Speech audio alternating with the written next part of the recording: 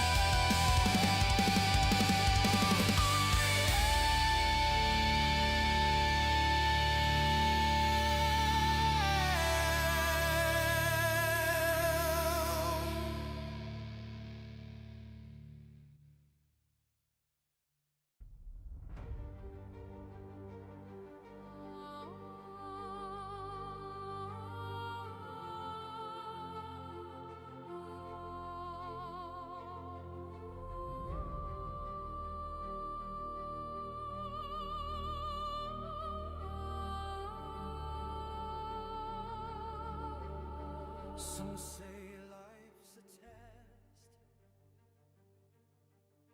and once we give it our best. Good morning, good afternoon, and good evening, everyone. Welcome back to the Go Dome. We cover everything.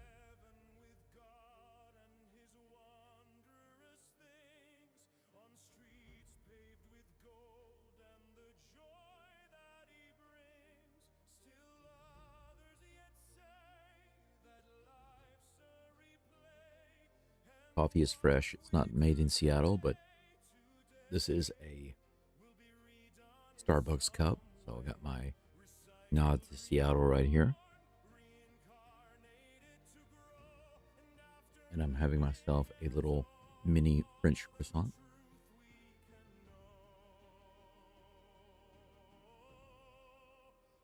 My nod to the Blue Jays.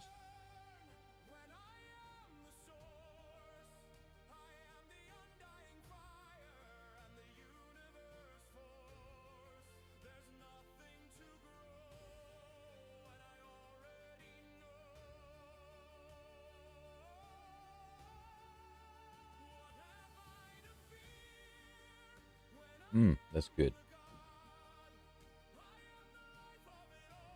First nice fresh cup of coffee each day is really, really good. Well, we got ourselves a tied series right now.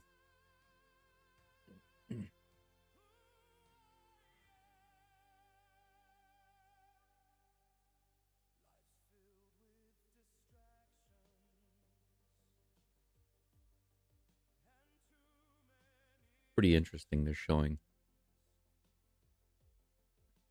the batting average for Josh Naylor and Rodriguez together, and then the rest of the team.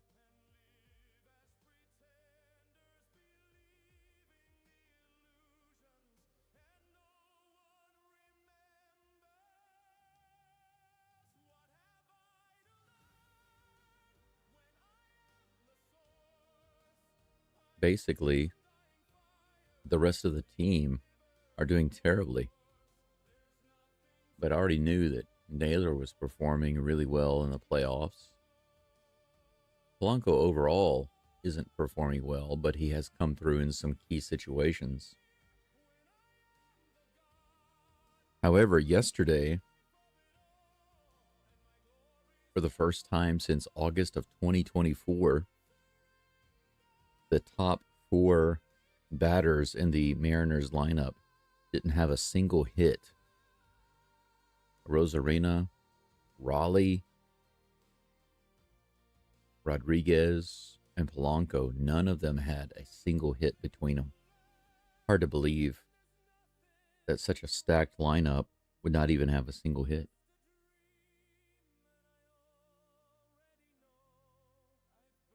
Go Nation all the way. Nice to see you, Jay. Thanks for being here. Oh.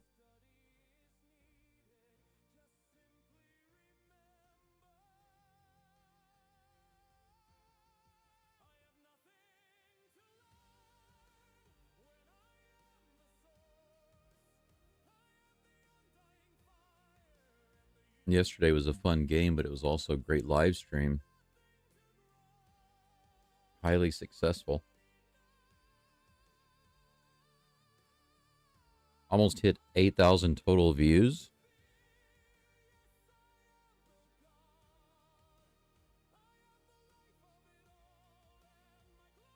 Hello, sweet Richard. Thanks for being here. Total viewers at one time peaked at around 420 to 440, something like that. Really high. But none of my videos have ever gotten as high as 8,000 views in total. If you don't count shorts. I have had some shorts to go over 30,000, which is great. I wish all of my shorts could go over 30,000. Usually my shorts get around 1,000 to 3,000 views each. As long as I'm not lazy.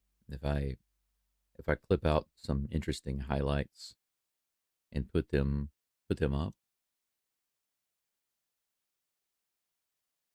then I can get at least 1 to 3,000 views. But I don't understand how people are getting millions of views on their shorts, because it really is kind of useless to point. Well, I'm not going to say useless. As far as making money is concerned, shorts are mostly useless, because even with my short that got 30,000 views, I think only made a couple of dollars on that. So if every one of my shorts made or reached 30,000 views, do you know how many of those I'd have to do in a day in order to make decent income? The amount of effort that I would have to put into that is not worth the effort. It's not worth the time. Jay says, will the big dumper turn into the big thumper or the big slumper? Well, he was the big slumper the past couple of days. That much is certain. Game 1, Seattle 3-1. Game 2, Seattle 10-3. Game 3, Toronto 13-4. Game 4, Toronto 8-2. These games have been pretty crazy. Only game 1 has been really close. I feel like the Mariners got lucky squeaking by with that win in game 1, because the Blue Jays just weren't hitting the ball, and the Mariners' bats were hot in game 2, but the Blue Jays have looked more like themselves offensively in the past couple of games. And like I've been saying since 2 days ago, now the issue with the Mariners that they have to face is that their entire pitching staff is getting used up. 2 days ago and yesterday,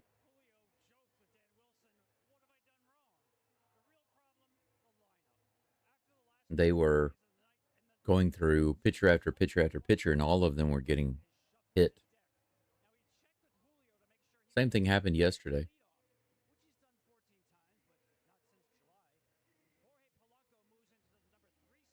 They have moved the lineup around. Check out the Mariners lineup today. Julio Rodriguez is going to be batting first. They're moving a Rosarina down to fifth. Polanco's batting third, and they're moving Naylor up to fourth.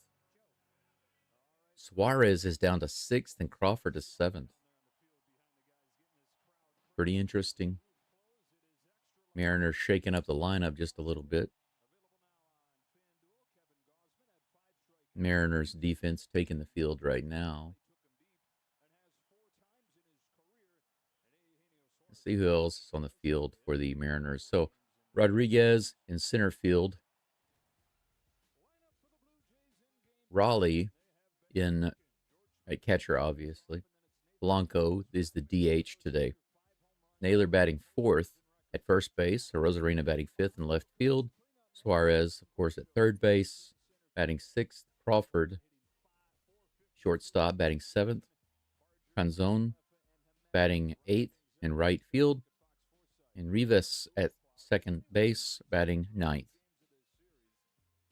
Blue Jays will be up at the plate in just a moment, starting off with George Springer in the DH spot. Nathan Lucas in left field. Vladimir Guerrero Jr. batting third at first base. Alejandro Kirk catching, batting fourth.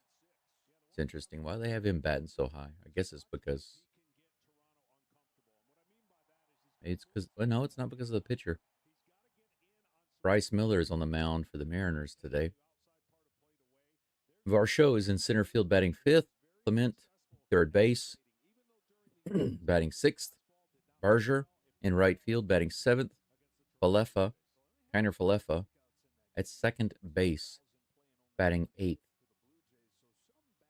Jimenez rounding it out, batting ninth at shortstop. George Springer making his way to the plate right now. Wheat Richards says But, well, Richard, you know, right now the Dodgers have no dynasty.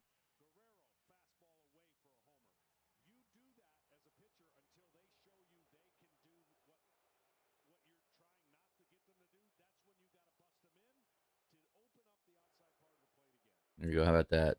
D is for dunce, dumb, and dead. How about that? The crowd starts booing a little late. Springer's already in the batter's box. I guess they just realized it. Maybe they're a little lethargic right now.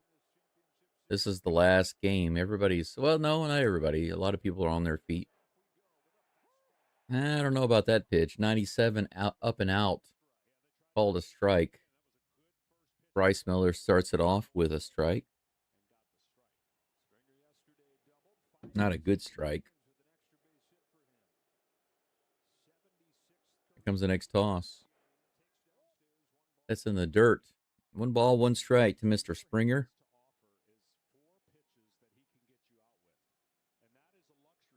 I don't think that Springer was having a really amazing postseason until they started playing the Mariners. He was able to slowly wake up.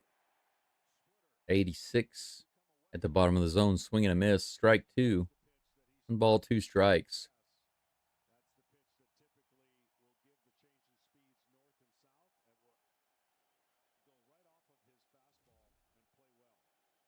Here comes the next pitch. In the dirt outside on the sweeper. Counts even, 2-2.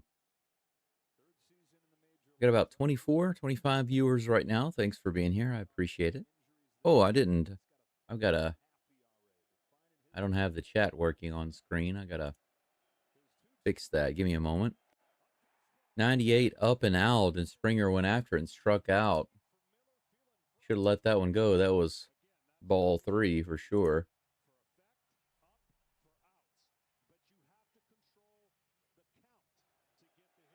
That was a bad pitch to be swinging at. Where's my live chat? Oh, there it is. Nathan Lucas comes to the plate, batting .333 in the playoffs, 787 OPS.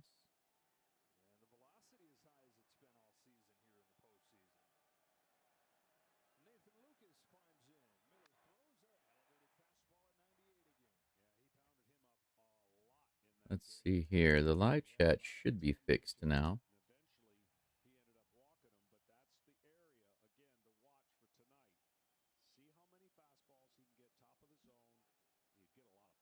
Let's do a test. 0-1 count. Low and inside. 1-1.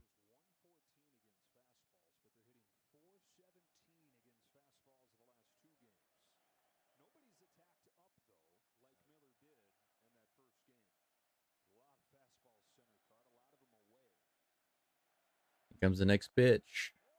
Little outside. 2 balls and 1 strike to Lucas. And it looks like the live chat, for some reason, is not showing.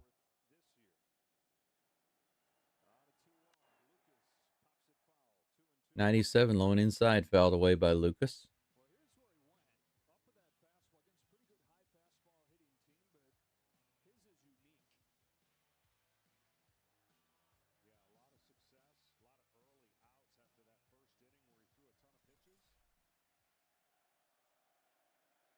Here comes the next pitch. 98 miles an hour, popped up on the left side, might be trouble. Suarez is able to catch it somehow. Bounces on his glove. He catches it over his head.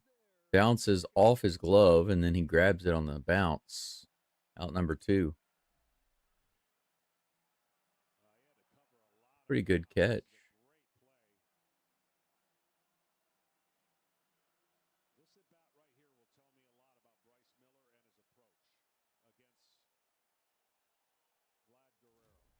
Two up and 2 down for Bryce Miller and the Mariners in the top of the first. But Vladdy is at the plate. That's hit hard out into left center field all the way to the wall. 1 bouncer to the wall. That's going to be a double. He's booking it to second base. Wow, 7 for 10. He's batting 700 in the past 3 games. Right in the low part of the zone, he punished it very first pitch. That's why I said they don't have anybody on base yet, but Vladdy's at the plate.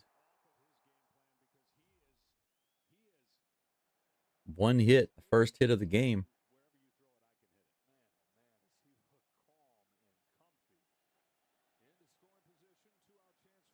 And brings up Alejandro Kirk, runner in scoring position. 97, top of the zone, fouled off.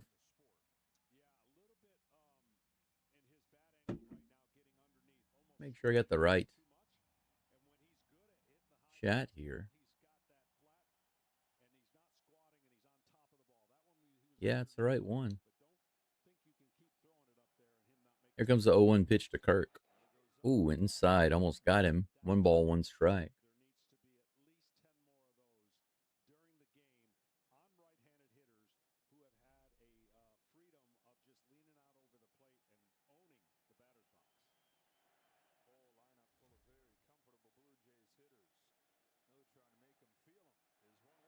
Finally, there it is. Fastball fouled off. Should be caught up now. Jay says, who do you think has a better chance versus the Dodgers? I think it's obviously the Blue Jays. I still believe that the Blue Jays are a much better team than the Mariners.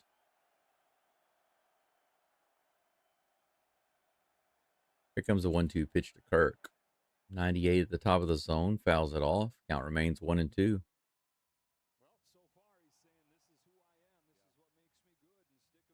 You know, the Dodgers have struggled with their relievers this year.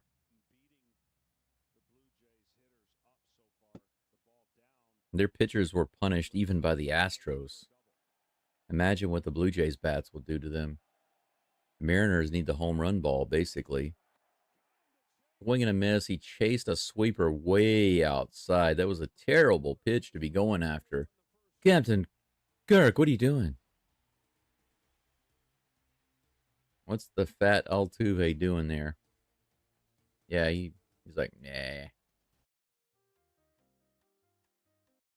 Can't be swinging at that garbage. Well, 1 double in that inning by Mr. Guerrero, but nothing else for the Blue Jays. A couple of strikeouts. George Springer and Alejandro Kirk both strike out. Kirk picks up a lobster after leaving Vladdy on base.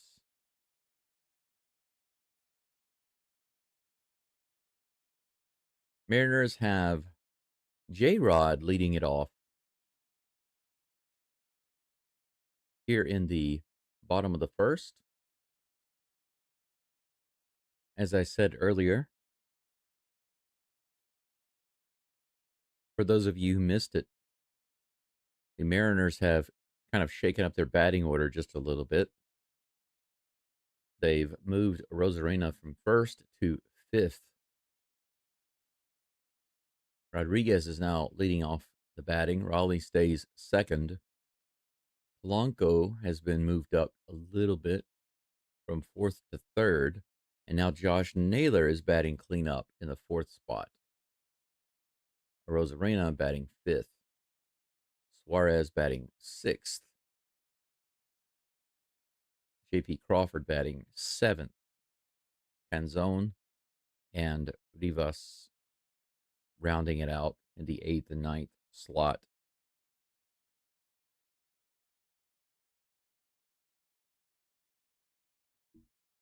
Bottom of the first coming up.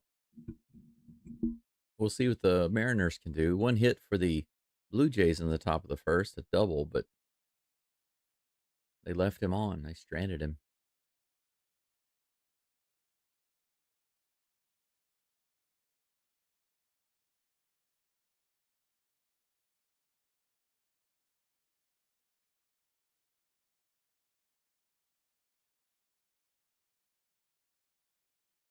Rodriguez warming up over there.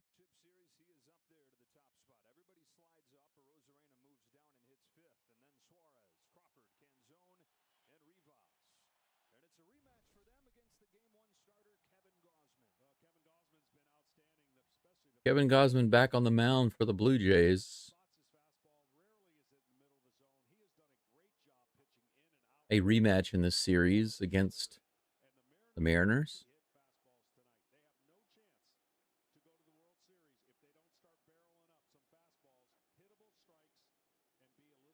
First pitch to Rodriguez on the way. Hit high in the air on the very first swing. Very first pitch, first swing. Varsho puts it out in center field for out number 1.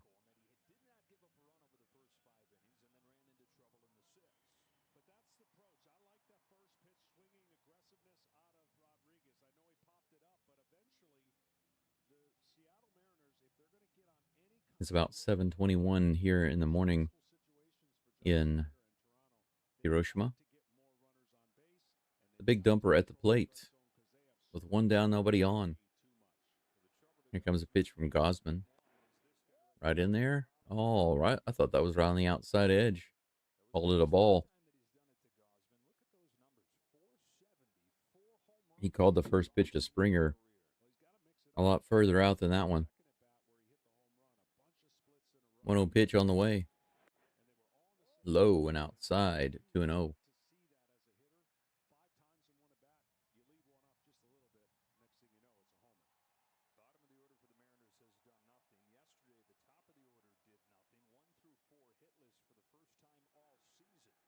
Two and 0 pitch on the way. It's hit hard to right field. Could be trouble. All the way out to the wall. Bounces off the glove of Barger. Raleigh's going to run to second. He's barely in there with a double. That was almost a great catch by Barger.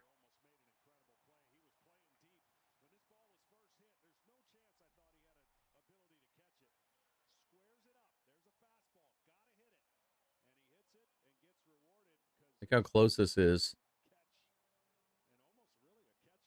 Almost got it.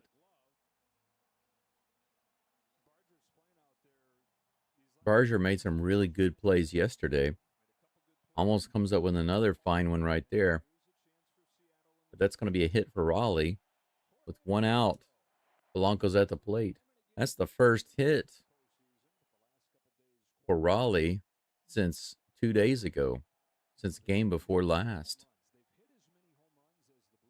First pitch is in there for strike 1. 0-1 is the count to Polanco.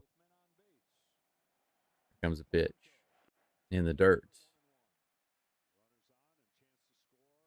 1 ball, 1 strike. I don't know why Gausman is giving so much attention to Raleigh at second base. He's watching him for way too long. It's not like he can steal third, you know. Here comes the pitch. Just a little low. 2 balls and 1 strike.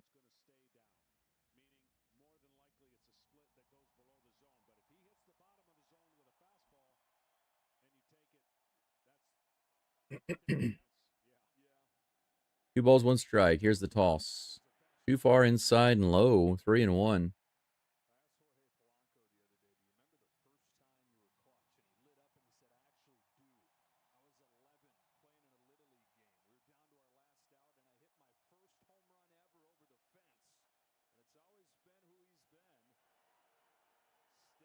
Here's the 3-1 pitch. He calls that one a strike. That's hilarious. The umpire called one of those. You see that? That's like 3 or 4 inches below the zone, way down there. He called it a strike. But earlier, he threw one that was actually on the bottom of the zone. He called that a ball.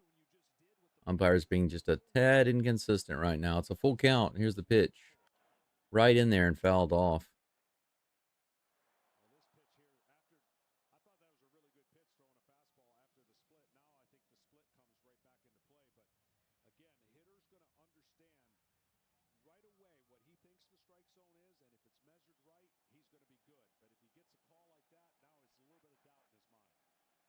Here comes the next pitch.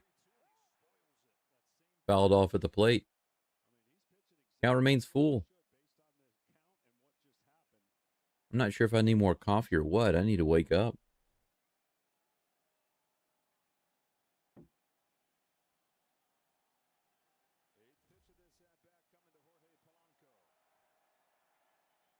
Here comes the 3-2 pitch. Swing and a miss. Got him that time. He fouled off the last splitter, but that one right there, he couldn't get his bat on.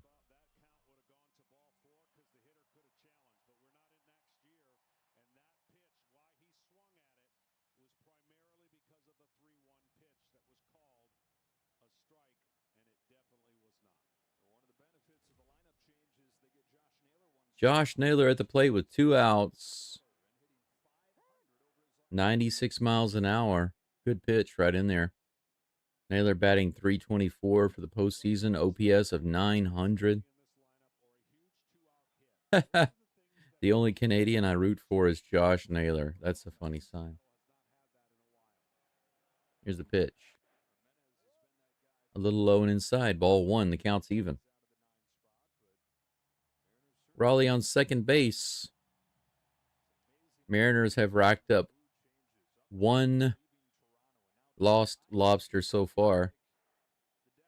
Let's see what Naylor can do here with the 1-1 pitch. In the dirt.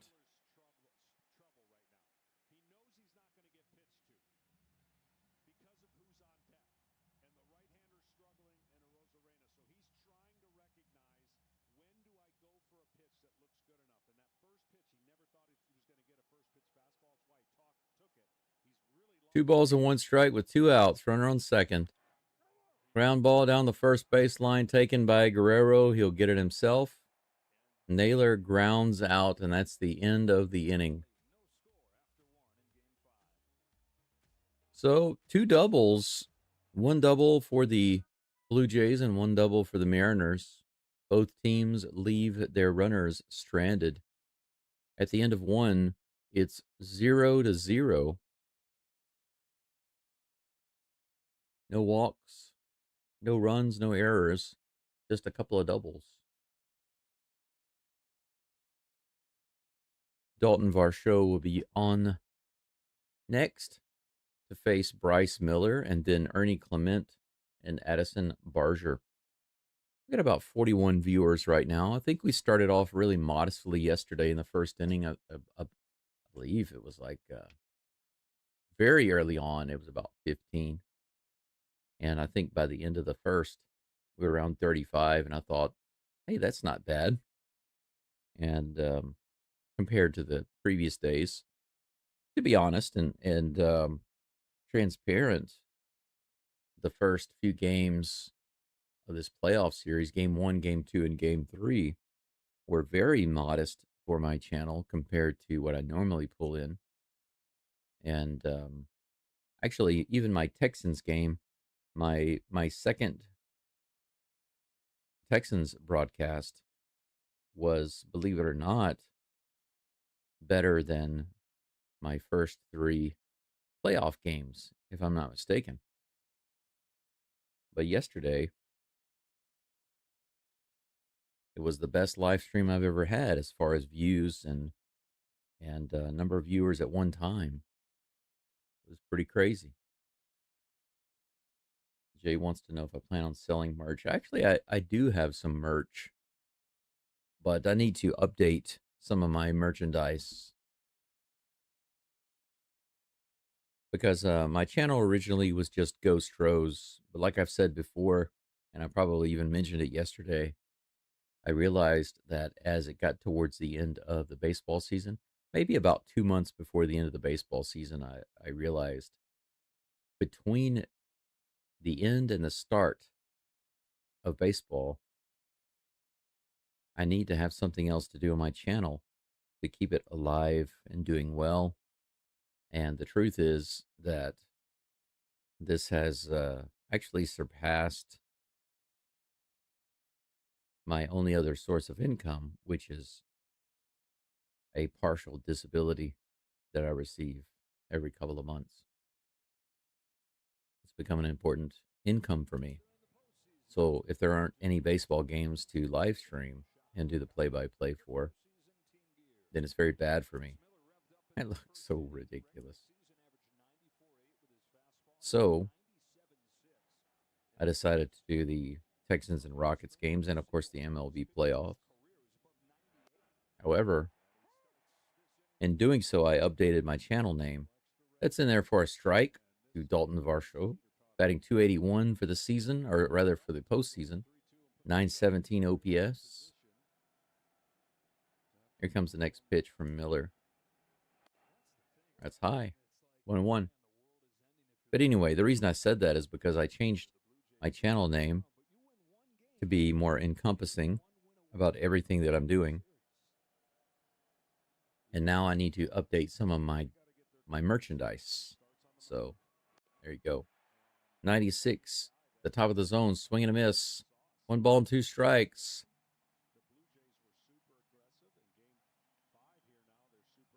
The crowd stands up looking for that strikeout here in the top of the second with nobody on.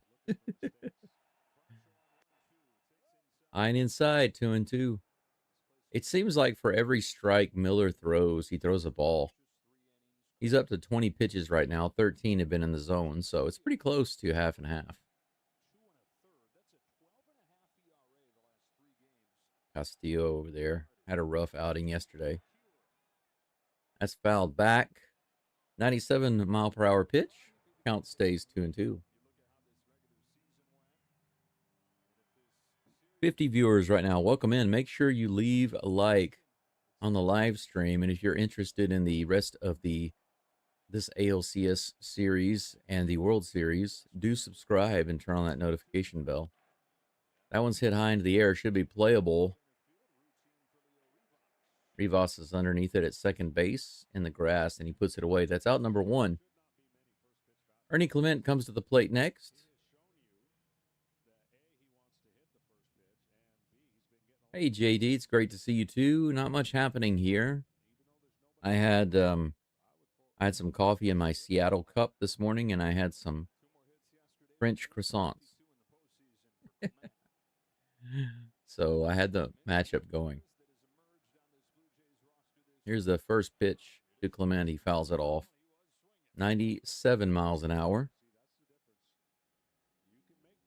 If for some reason the Brewers don't come back and beat the Dodgers, which I know is highly unlikely, but if they don't do that, I'm wondering, what should I drink and snack on in the World Series? That's a fouled back bunt. He tried a surprise bunt. Didn't work out. Now it's 0-2.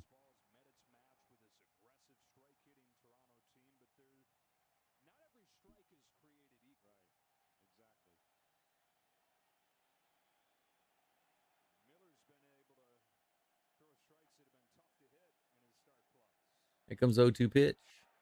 That's up the middle, and what a catch by Rivas. A line drive up the middle, and a lunging, jumping catch by the second baseman, Rivas. Look at this. Saved a base hit.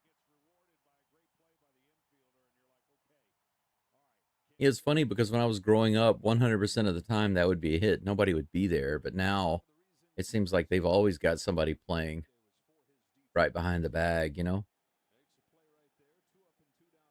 Here comes the pitch.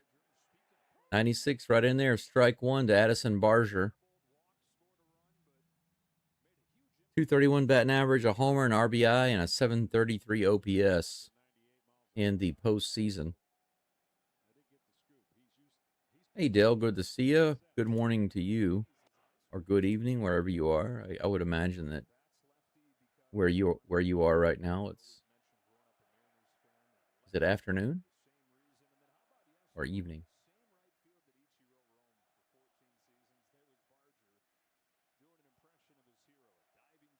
One ball, one strike to Barger with 2 outs and nobody on.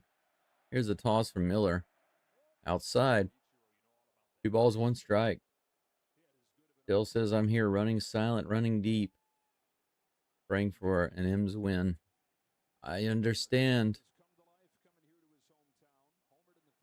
Series has been completely flipped, and now it's all tied up, zeroed out. Wow. Barger ripped that one. That was a 97-mile-per-hour fastball. He was camping on the fastball, but he just came around way too early. It seems like he might have broken his bat. He asked for timeout.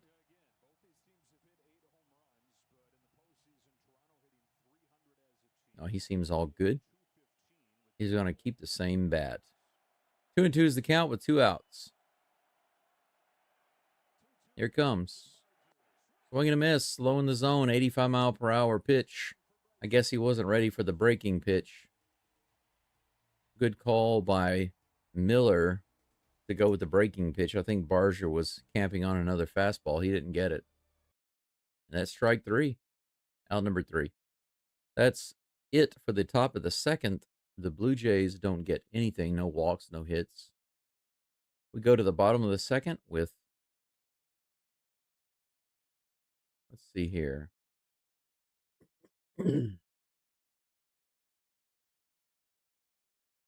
Rosarena due up next. It's kind of funny because Rosarena was the leadoff batter originally for the Mariners, but he hasn't been performing very well, so they moved him down. His batting average is only 158. 2 other batters, believe it or not, are actually worse than that. Canzone and Rivas.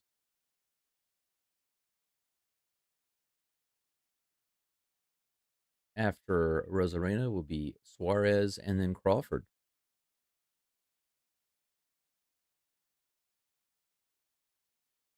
Jay says, Dale, did you have more whiskey yesterday? Dale says, I'm busted. These M's make me high, low, or high, or low, low. Just wish they'd start hitting the ball instead of wasting outs. Yeah. I mean, the Mariners really, though, where they're at right now, they're lucky to even be here. I mean, at one point, they were way down. You know, the Astros were up in the division by like 10 games. And the Astros were riddled with injuries and yet still built that lead. What does that say about the Mariners, you know, at that time?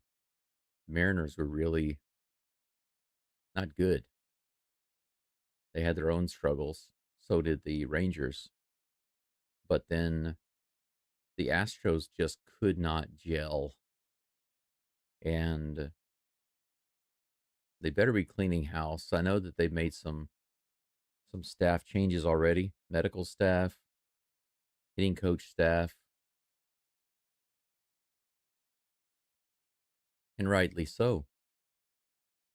But I hope that they also make the right calls with their position players and with their pitchers. But their hitting discipline at the plate, I'm getting tired of these guys, even experienced guys like Chandler Rome, and I can't remember his co-host. But you listen to some of these journalists, these sports journalists, and they say some of the most ridiculous things. They're like, well, these players, this is the way they hit. You know, they've hit like this their whole careers from the time they were younger all the way up until now. You can't just change the way they hit. Why not? It's your team. You're the owner of the team. You can instruct the coaches in what type of hitting system you want them to have, and you implement the hitting system. And if they don't follow suit, then they get disciplined. It's a very simple system. Play as a team, not a bunch of individuals. And that's what the Astros are basically doing. Swing and a miss, and that's strike 2. First pitch was in there for a strike. A Rosarena at the plate with a huge chain on his neck.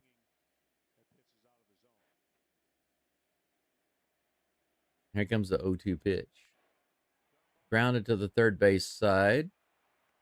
Thrown over to first base for out number 1. Clement at third base gets the out. 1 up and 1 down. Suarez batting 162. in the postseason with 1 homer and 14 strikeouts. Rosarina has 16 strikeouts in the postseason.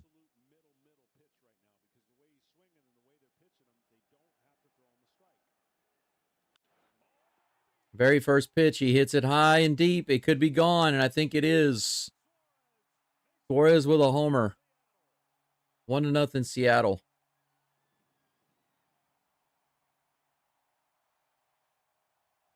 Pitcher made a mistake there. Kevin Gausman basically just lobbed it in there. A little batting practice for Suarez. Look where he put it. Look at that. Right down the middle. And Kirk was sat up on the outside, and he throws it right down the middle. That's the one place that you cannot put it. Big mistake by Gausman right there, and Suarez made him pay on the very first pitch. That's the one thing you can't do. It doesn't matter how much Suarez is slumping. You can throw it anywhere. They just said that. The commentators just said that too. You can throw it anywhere you want to Suarez, but not in the middle of the zone because he's swinging and striking out at everything. So just throw it outside the zone. And as soon as they say that, he throws it right in the middle of the plate. Swing and a miss, slowing outside. Crawford at the plate with an 0-2 count. That home run was for you, Dale. Eugenio Suarez. 1-0. 2 hits now for the Mariners. A double and a homer. Low and inside in the dirt. 1-2 is the count. Paul says, if I wore jewelry like that, I would get my fingers caught and then probably break a couple. Probably gash your fingers and bleed. It would definitely pinch my neck. I can't wear stuff like that because it cuts into my neck and it pinches my skin. It pulls the hair on my neck. You know, if I don't shave every single day, it's easy for stuff like that to catch the hair. You know, I don't understand how they can wear that stupid stuff, especially in a baseball game. It's ridiculous to me. Another pitch low and inside. There's now a full count to Crawford. He got ahead of him, and then he's come back with 3 pitches low and inside. Crawford isn't going for that trash. Let's see if we can give him something a little better. And 1 out, nobody on. Low, ball 4. Look at that. 0-2. And now Gausman wants a new baseball.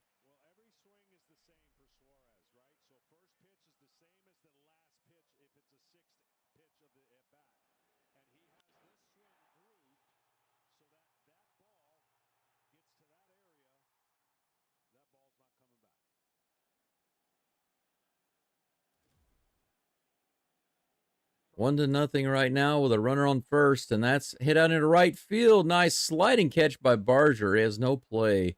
Crawford's running at first base. Does not cost them the double play. Canzone with a nice rip to right field in the very first pitch, but caught by Barger. Nice sliding grab for out number 2.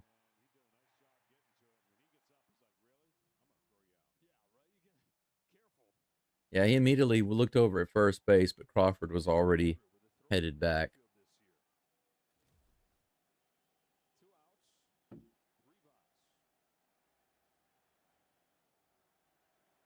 Here comes the pitch to Rivas. That's in there for a strike. Leo Rivas batting 143 in the postseason with just 1 RBI, no homers. 543 OPS. Pretty weak performance, which is why he's batting 9th. 95 at the bottom of the zone. He fouls it off. 0-2. Gausman gets another guy into the 0-2 count. Let's see if he can shut this one down. 2 outs. Runner on first base.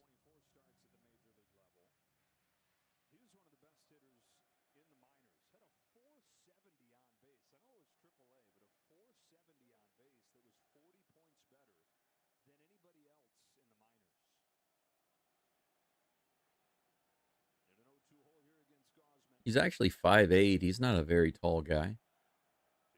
Comes 0-2 pitch. Fouls it off. 96 right in there.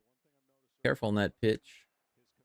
30 pitches now for Gosman here in the second inning. 30 total pitches. 19 in the zone. Yeah, that's right, Jay. Jay, that is what we call a mistake. You said it. Here's a pitch. High. Ball 1. 1-2 is the count. Yes, Gregory says, crap. JD says, I think if we focus on improving our starting rotation with the Astros, we'll be a vastly improved team next season. Yeah, I believe that, but we also need to, I mean, the getting the pitching better, of course, yes, I agree. But without a new hitting system and discipline at the plate, we're toast. We're still going to be toast. It doesn't matter what the pitching does. It'll still be just another season like it was this year, maybe more like last year. Fouled off. 2 balls and 2 strikes. Bill says, keep Cal, J-Rod, Polo, and Nails. The rest I'll trade. You'd get rid of a Rosarena?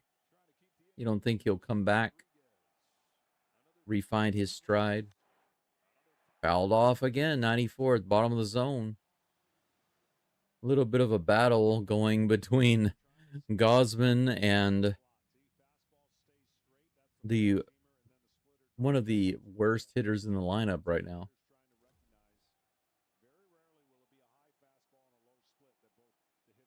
Here comes the pitch, the 2-2. Swing and a miss. Finally got him. Took him a little bit of effort, but Gosman finally got that strikeout against Rivas.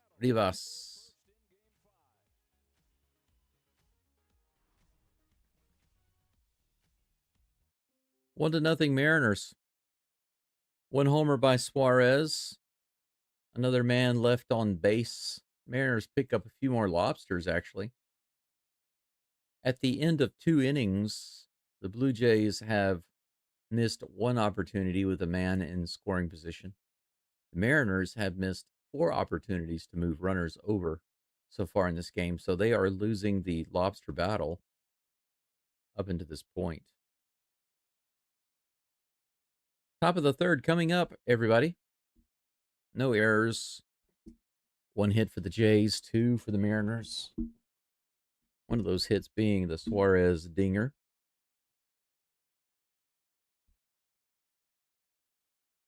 Dale says that the M signed Gino for his bat. Too few and far in between. Yeah, he does strike out a lot. Paul says, I have horrible luck with stuff like that. I have ripped off buttons and almost every jacket I have and things like doors or shopping carts. You know, I do like having a necklace, but I stopped wearing them for 2 reasons. One is because it seems like I can never get one that doesn't break. And the second reason is because it seems like no matter what necklace I buy, what type I buy, it's always pulling and like it catches on the hair of my neck and it pulls and it hurts.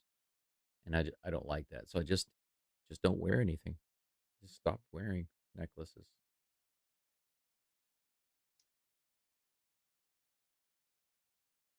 Oh, Rosarina's lazy? Really? I know that he has lost his way. And that's why he's batting 5th today.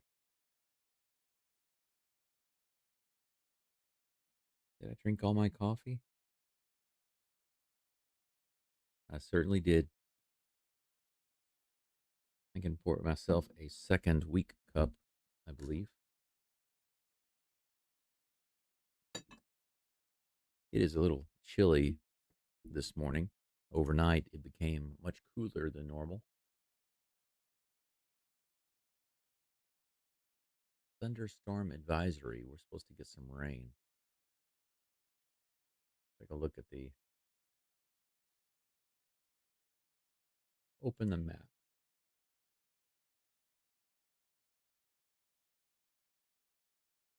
Okay. pull up the radar. Yeah, I got a little bit of, got a little bit. Oh, very first pitch to Falefa, and he hits it down the line into left field, straight down the line, and he's on second base with a leadoff double. Look at that. This is a guy who's been surprisingly good recently for the Blue Jays.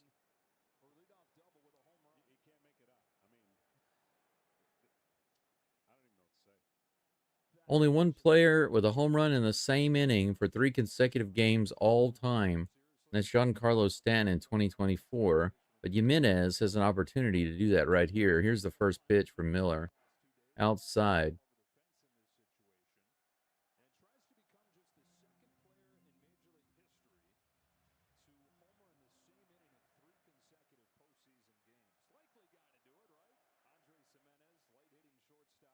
One and 0 is the count. Here comes the pitch. He fouls it off. 1-1. No outs. Runner on second. Jimenez batting .310 with a .907 OPS. It's funny that he is batting ninth in the lineup.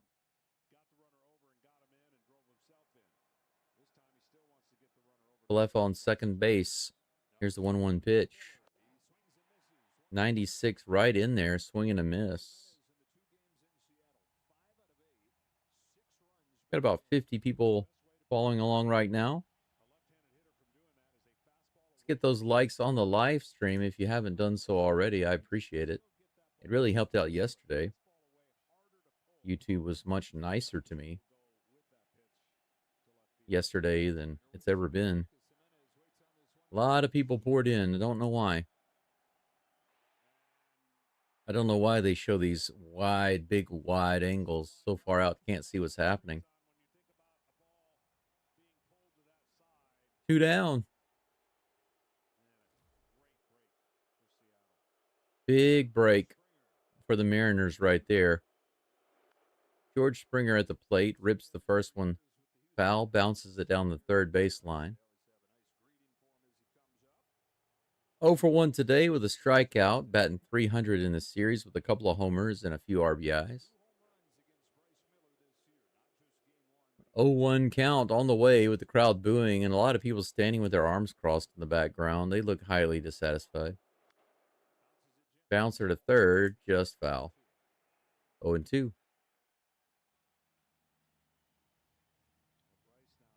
I don't understand how there can be so many people standing up with their arms crossed. What is it with Canadian fans? They're standing up expecting a third out, right? And they're booing heavily, but many of them are just standing there with their arms crossed. I don't get it. Outside. 1 ball, 2 strikes. Gregory says Springer tied this up. He could do it. Here comes a pitch. A little high. A little high and outside. 2-2.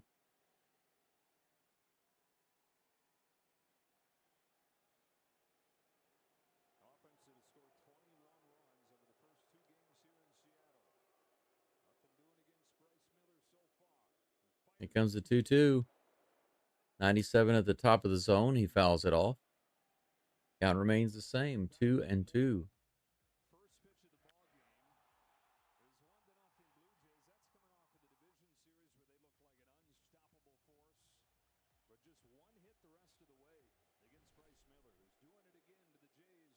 Here comes the next pitch.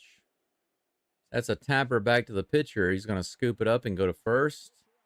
Get him just in time for out number 3. So Springer grounds out to the pitcher. Miller is up to 41 pitches, 29 in the zone. And that's going to be it for the top of the third. So the Blue Jays started off really well with a double right off the bat, literally. The very first pitch right off the bat. And then A double play on a line drive and a tap out to the pitcher. And the inning is over. Bottom of the third coming up in just a moment. It's 1-0 Mariners. 2 hits for each team. Couple of doubles actually for the Blue Jays, but they've been stranding and losing their runners so far. Not too many, just a couple. But you can't be wasting those opportunities. A runner on second with no outs, you definitely can't waste that. It was just bad base running by Falafel. I call him Falafel. It's Falefa, but, Falafel. It's fun. I'm just trying to make it fun. Just trying to make it fun. Yeah, Gregory says crap number 2. Yeah, I like the different responses. Way to go, Miller, and then crap. It's interesting having the chat respond so differently. Usually with an Astros game, it's 99% of the people are for the Astros, right? And then you have a couple of haters just come in just to try to stir crap up. But in a game like this, I have no dog in the race. I could say no horse in the race, but I think it's no dog in this race is the more common expression. I have no Lamborghini in this race. I have no Lamborghini in this race. Either team wins, eh? I have maybe a slight preference, but something like that. We're getting closer, creeping closer to 60 viewers. Now it went all the way back down to 45. It's funny because it was just about at 60, and then it dropped a lot to 45. So a lot of people just can't wait through those commercials. Those commercials are killing my channel.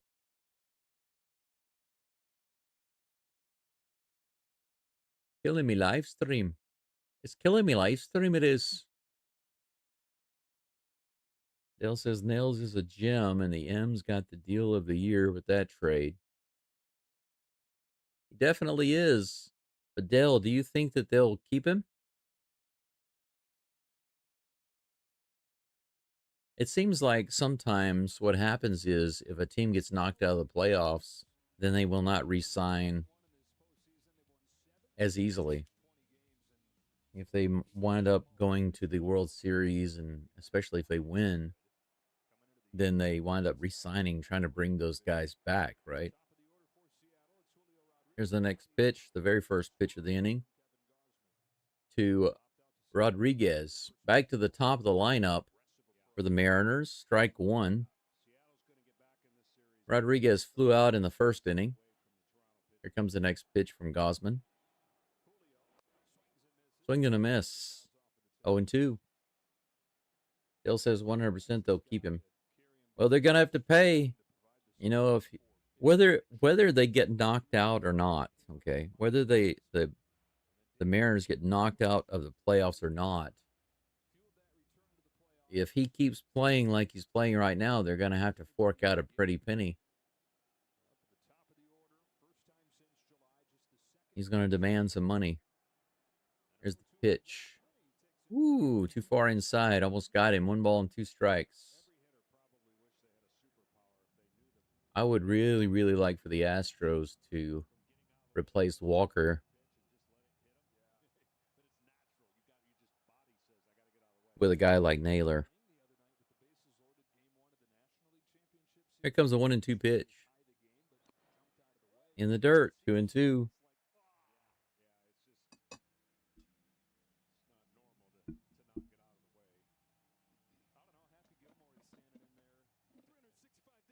Gregory, the Astros cannot trade Valdez.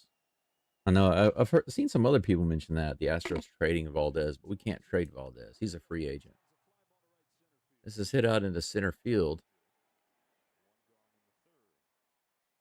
That's one down. Rodriguez flies out again. Raleigh comes to the plate. He had a nice line drive all the way out to the right field wall off the glove of Barger. His last at bat turned into a double.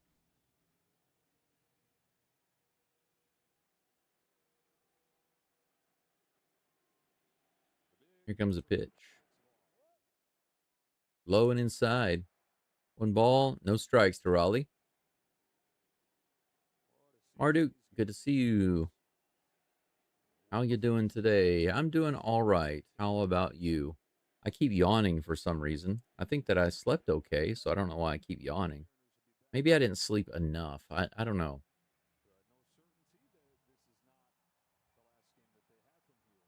See, I'm still yawning. That's why I'm pouring myself a second cup of coffee already. 2 balls and no strikes to Raleigh. There's the pitch from Gosman. Wow. Too far inside and low. 3-0. I prefer that they actually try to pitch to Raleigh, believe it or not.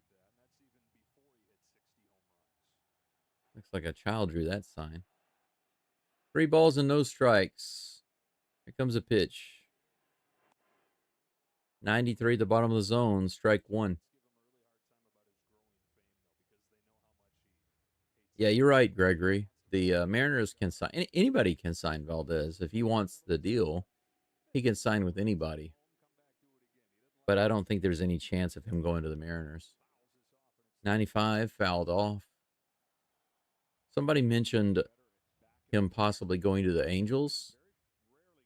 And I could see that happening because that puts Fromber in Los Angeles. And that kind of matches his ego. But I don't think he will get picked up by the Dodgers. But his opportunity is to go with a team that needs a pitcher kind of like him. And it might be the Angels. But I don't see him going to a team like the Mariners. Here's the full count pitch to Raleigh. And he got him swinging. Wow. Gosman comes back from a 3-0 count and gets 3 strikes on Raleigh. Low and inside there on the splitter. Nice toss. Out number 2. Go Gosman with the Ghost Rose logo. Oh, yeah, that's what I meant to do. I meant to change some of my emojis to update them for the game, for this series. 86 miles an hour outside. I'm going to have to modify my emojis for a couple of reasons, for the Texans and then the Rockets. Here comes the 1-0 pitch to Polanco. Swing and a miss. Another splitter.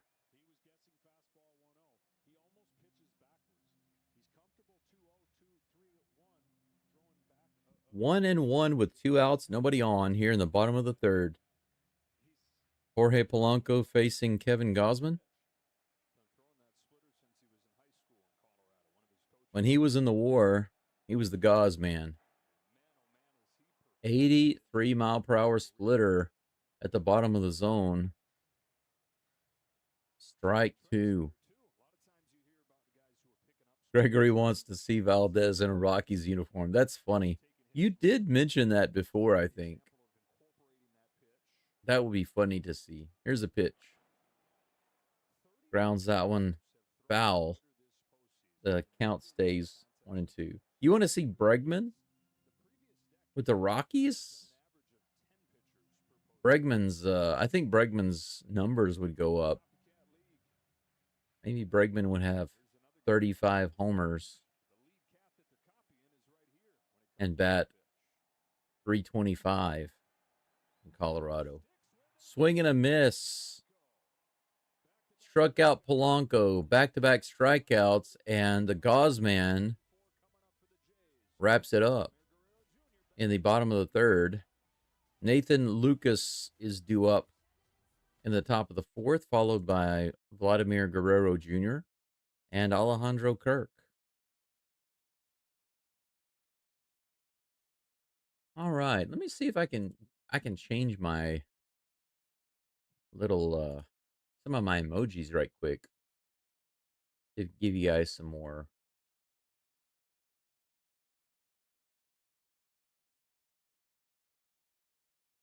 relevant options, I guess you could say.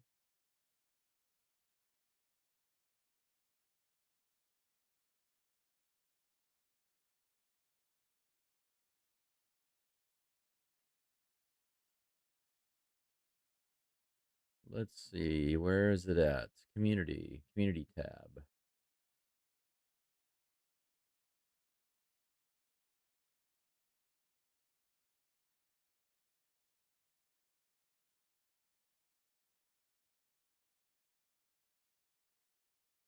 Memberships.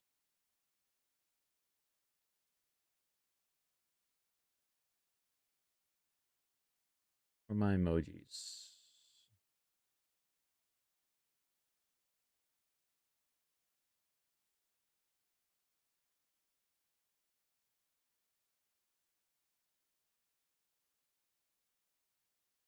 Badges and emoji. Emoji.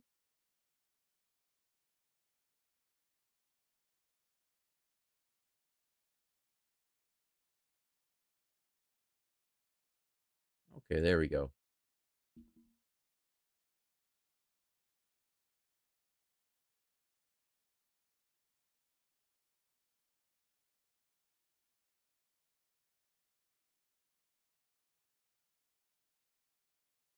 Here we go. Let's try that. Let's see if that'll work. Okay, got one changed.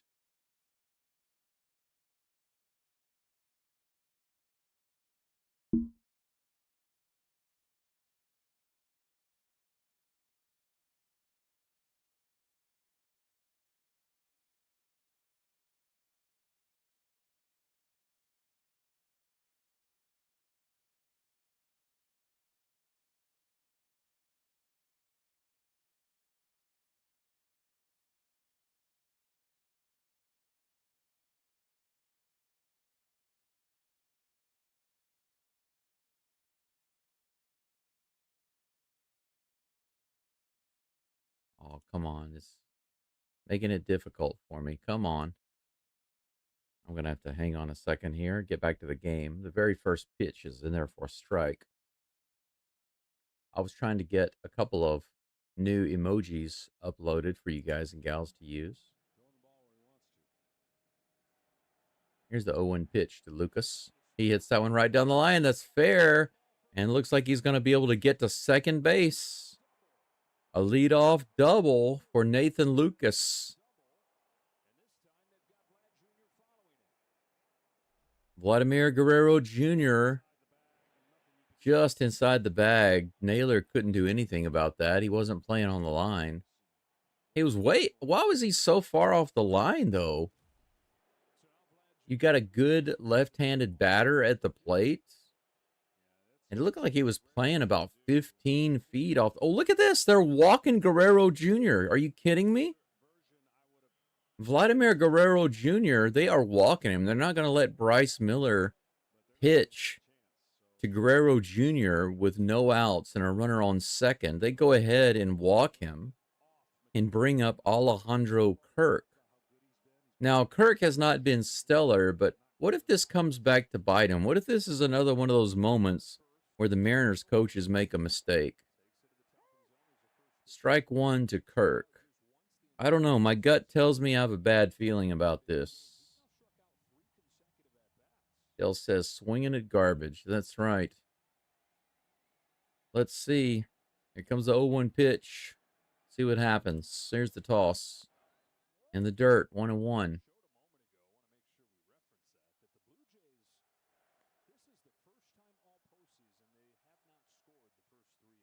There we go. There's one I can use. There's one I can use. 1 ball, 1 strike to Kirk. Runners on first and second with no outs here in the top of the 4th. Here comes the pitch. 95 above the zone. Did he go? They say no, he did not. It's 2 balls and 1 strike.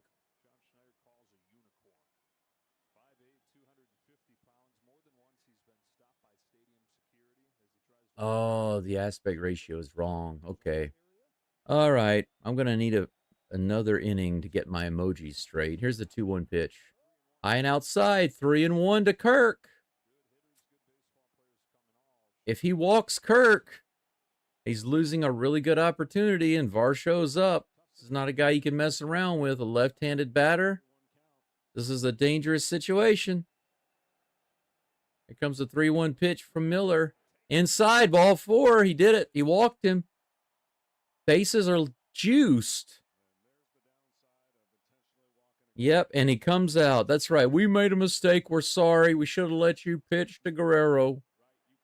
Now we've got ourselves in an old-timey jam.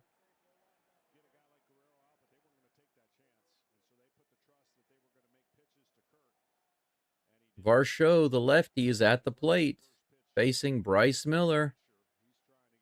They got a little meeting going on the mound. That's right.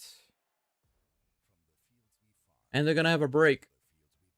Commercial break. We'll be back in just a moment. We'll be back in just a moment. Oh, that was a short break. Very short break.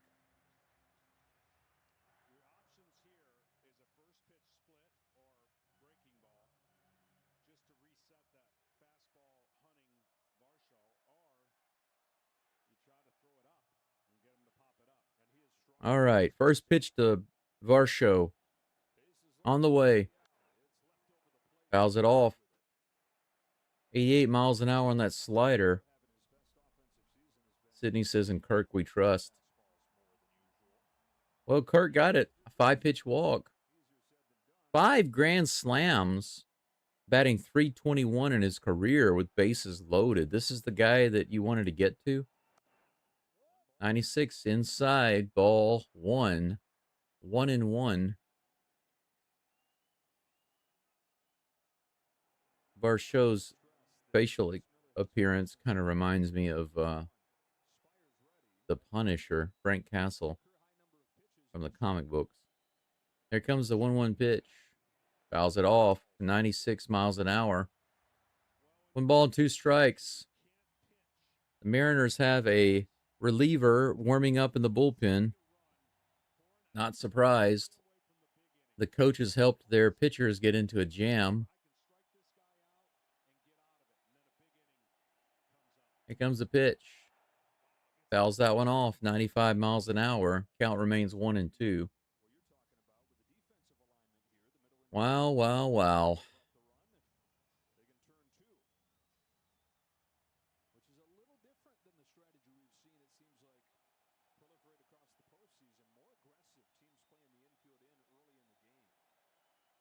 Here comes a 1-2 pitch.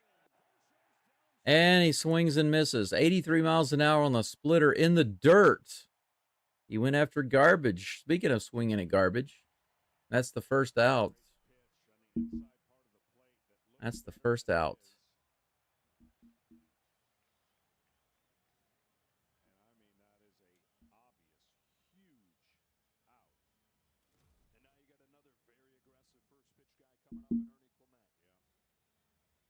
Ernie Clement at the plate now. 0 for 1 today with a line out. Bases loaded, 1 out. Here's the toss. He taps it at the plate, and they say it's a fair ball. They have to go to first base after stepping on home plate. Are you kidding me? A double play? I wonder if the Blue Jays want to review that. Look at this.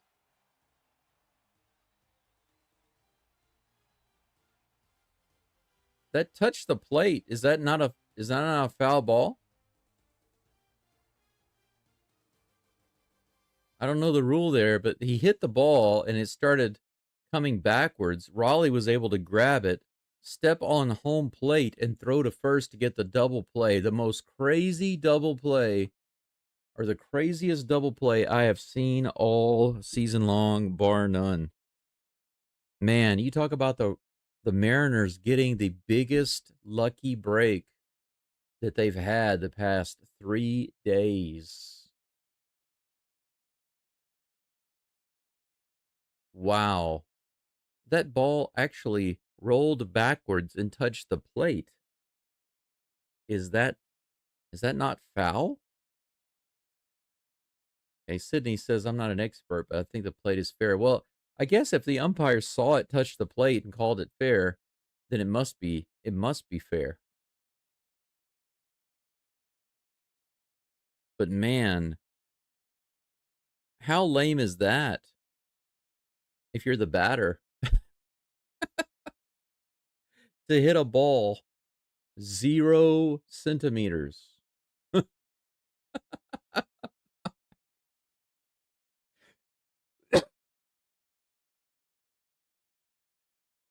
That is absolutely the shortest hit I've ever seen. And the shortest hit or the craziest double play I've seen all year. But wow, the Blue Jays rack up the lobsters right there. They are now up to 8 in 4 innings.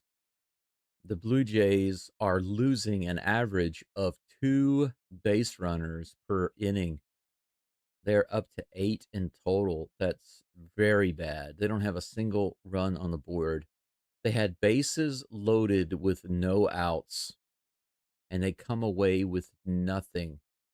If that does not remind you of watching Astros baseball in 2025, I don't know what does.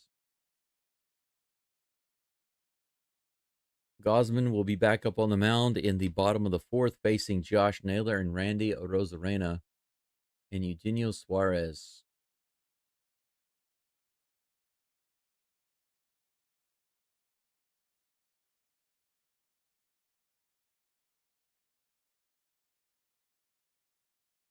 I'm trying to make some new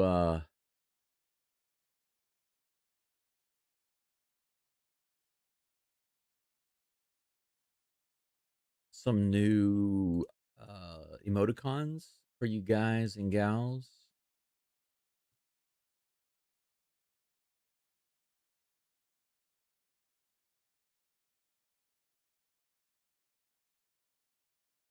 If you give me just a moment, I'll get those worked out for you. Just give me a moment. What just happened? Emoji. There we go. Edit.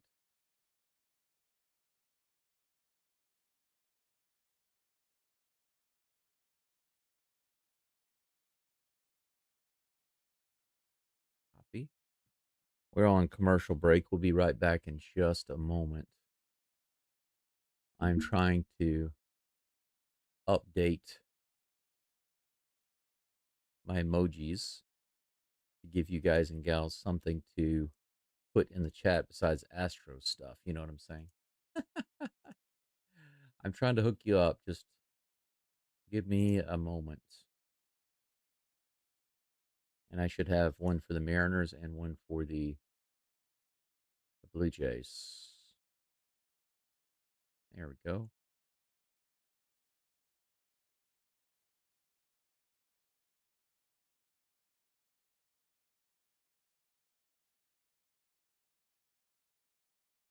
Come on, save, save, save. Why is it taking so long to save? There we go. Okay. We are back at the ballpark.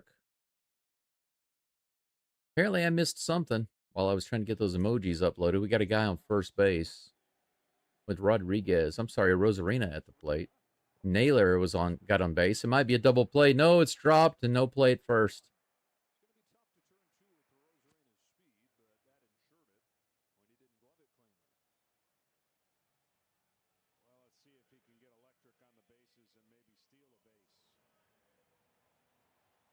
That should have been a double play for Rosarena, but it was not handled cleanly. It was off the heel of his glove. So he's only able to get Naylor at second base. My guess is that Naylor got a hit and got on base. I missed that while I was updating emoji. My bad. 84 miles an hour at the bottom of the zone. Eugenio Suarez is at the plate. He had himself a nice home run earlier. He's got the only RBI in the game so far. It's 1-0 Mariners in the bottom of the 4th. Or Rosarena on first.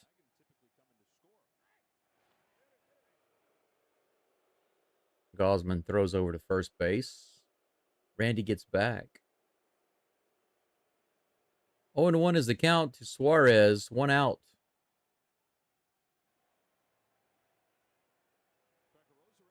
Yeah, Jay, that's right. Bases loaded with no outs. They didn't get a single run out of that. This is what happened.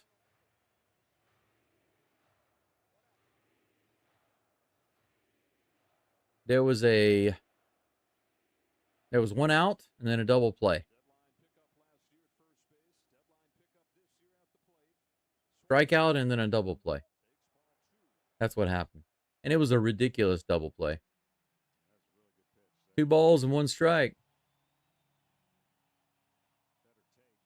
83, just barely outside on that slider. Missed the plate by just a couple of inches. 2-1. Here comes the toss. Suarez hits it out into center field. He barrels it up, but not too hard. That's out number 2. Crawford comes to the plate with a runner on first and 2 outs here in the bottom of the 4th.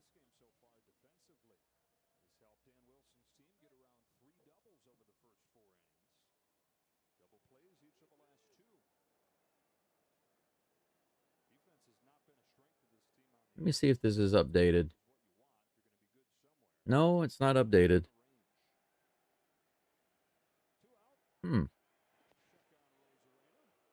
They throw it over to first again. Try to get a Rosarena picked off, but he's back safely.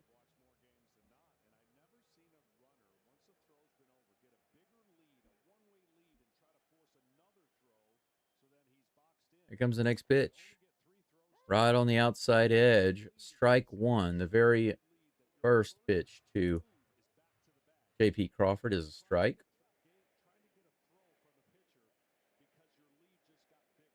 Oh, it's working now. I just had to refresh the screen. Rosarena is stealing. Here's the throw from Kirk. No, he doesn't throw it. Rosarena gets second base. 1 ball, 1 strike. That was a tough grab and throw there. Big jump.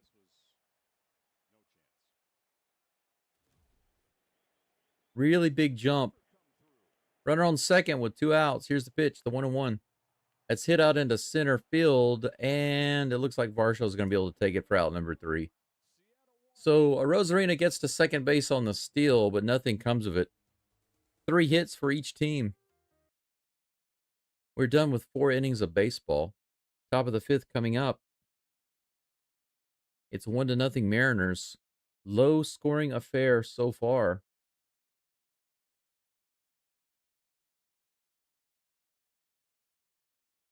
Let's see, what other emoticons can I add here?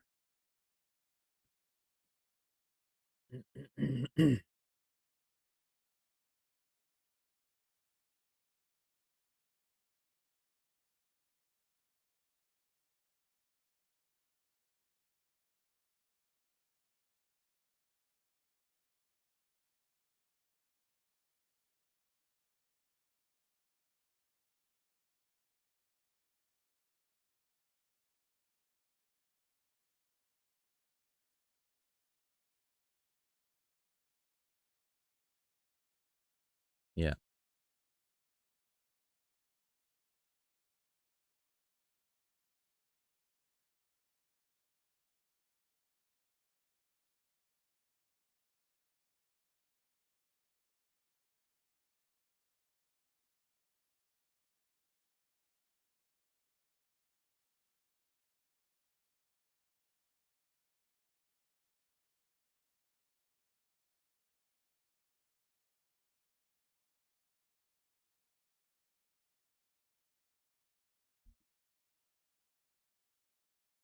That's a good question, Gregory. Gregory wants to know, I wonder who has the most lobsters this year. You know, there are actually 2 questions.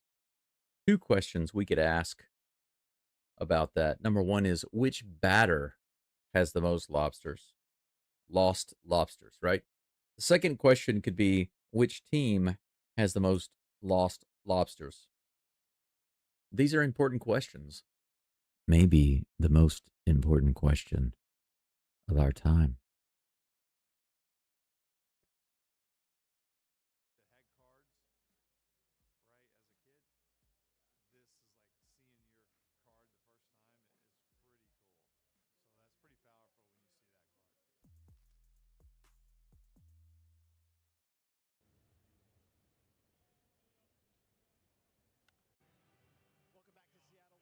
All right, we are back.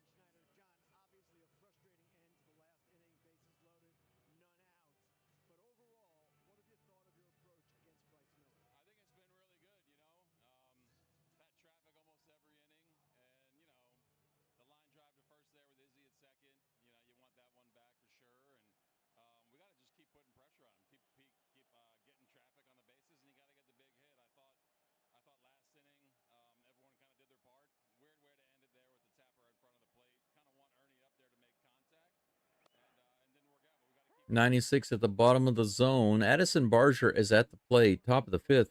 They're talking with the head coach, John Schneider, of the Blue Jays. He says they've been getting traffic on the base. They just had some bad luck and some weird things like the tapper in front of the plate in the inning. Has hit out into center field for a base hit, leadoff single for Barger. One runner on. Izzy, Isaiah Kiner Falefa comes to the plate next. The coach calls him Izzy. I didn't know that. You learn these interesting things.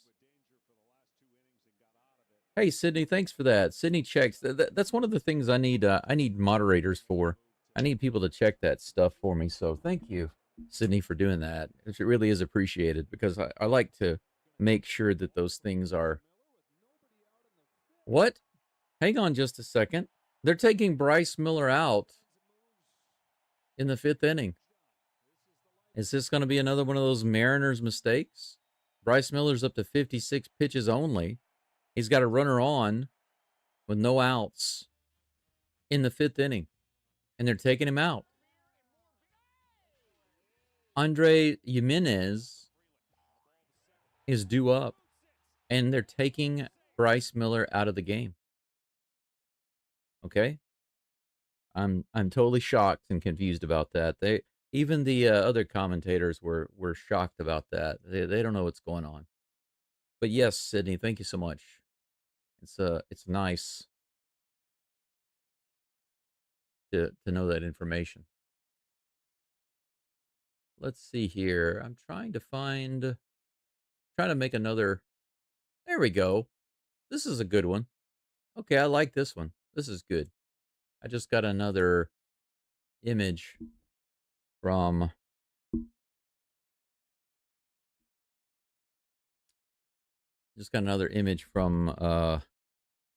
Chat GPT that I can use as an emoticon on the channel. I'm trying to get some updated emoticons. So for those of you who are Mariners fans, feel free to use the Mariners emoticon. For those of you who are Blue Jays fans, feel free to use the Blue Jays emoticon.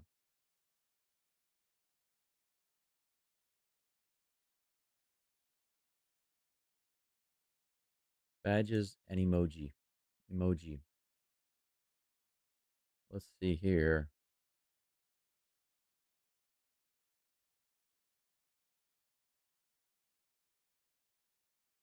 Here we go.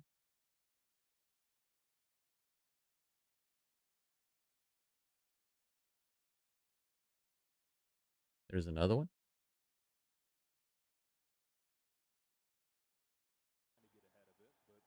So Mr. Bryce Miller is out of the game. Falefa at the plate. He shows bunt. Pulls back. They're going to say that that's a strike, I believe. Yep, 0-1.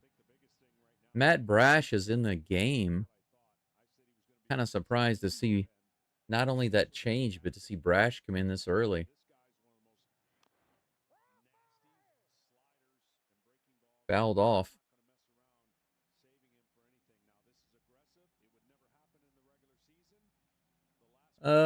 There might be some Blue Jays fans in the chat, but at the same time, I think there are more fans in the chat that want the Blue Jays to win. I guess you could put it that way. So you could say, for those who are cheering for the Blue Jays to win, This is hit out into center field. Rodriguez is in, and he puts it away. Barger goes back to first base. That's one down. Jimenez flies out. George Springer is due up next. No, I'm sorry. Jimenez. Was that Falefa? Yeah, that was Falefa. My bad. Falefa flew out. Izzy. Jimenez is up. George Springer is on deck. He fouls that one off. Strike one. Some of the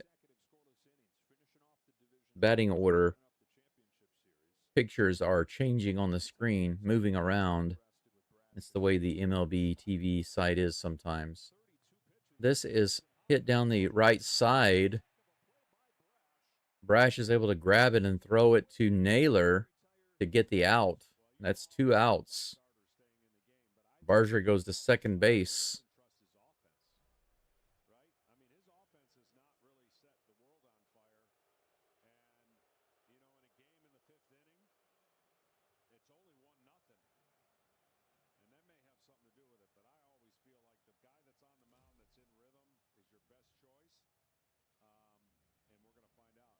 They won't admit it due to the fear of tariffs. Yeah, if the Blue Jays want to go far in the World Series, they're going to have to pay tariffs. Donald Trump baseball tariffs. George Springer, 0 for 2 today, due up next.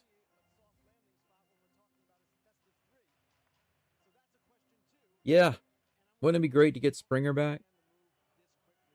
I saw on X some people saying, hey, Alex Bregman is available. They've actually got Brian Wu warming up in the bullpen. Can you believe that? What in the world are the Mariners thinking here?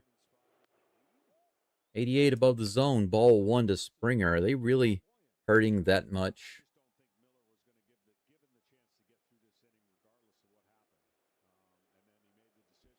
Next pitch on the way. Outside, check swing. They say he didn't go. 2-0.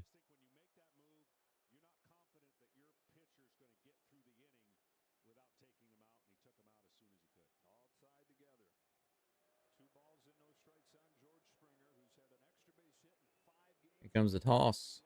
That's hit hard to left field. It's pretty deep. It's all the way to the wall. It's off the wall. It's going to score a run and tie it up. Or did Barger have to stop at third? No, he scored. It looked like Barger was slowing down, but he's able to get all the way around on that hit. Springer comes just short of a dinger. Gregory, there's your man. It's Gregory, there's something about it. When you mention Springer, he gets a big hit. Off the Nintendo sign. And that's a double. This game is tied. Nathan Lucas at the plate. Check swing, ball 1. So, what did I tell you? Once again, the coaches make an error. They take their pitcher out, put in a new pitcher, and as soon as they do, Blue Jays start scoring runs. 88 up and in. 1-1 is the count. Yeah, they finally brought in a lobster. First fisherman to bring one in today for the Blue Jays. They've got 10 right now, Sydney. Timeout taken by Lucas. 1-1 is the count with 2 outs. Springer on second. Now they have an opportunity. If they don't bring him in, they'll lose another right here. Sydney says it keeps vetoing my posts. Search was Baseball Rules Academy, all one word. Strike right in there, 1-2. What keeps vetoing your post there, Sydney? For the love of Springer.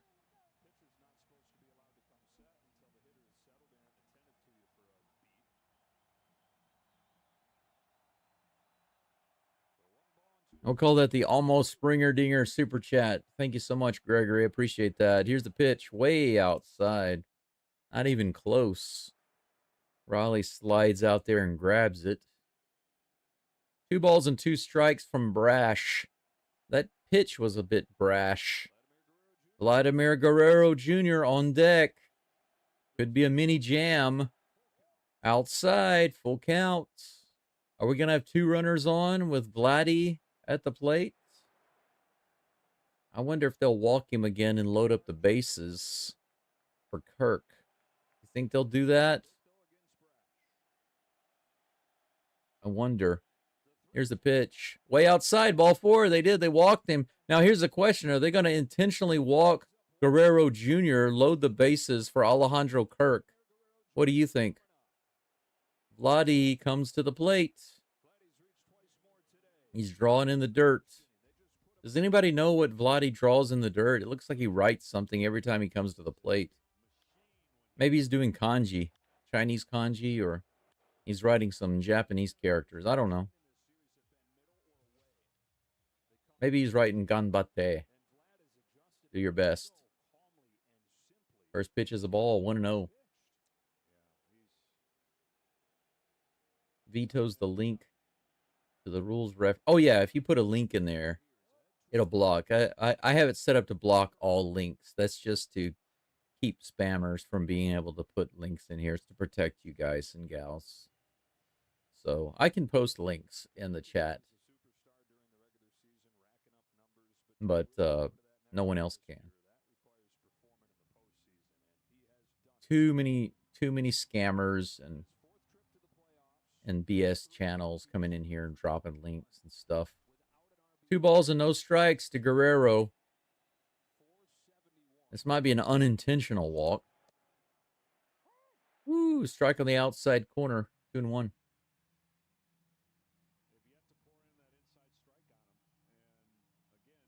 Rusty says, woohoo, almost Springer Dinger RBI. 2-1 pitch. Check swing way outside. 3-1. Runners on first and second.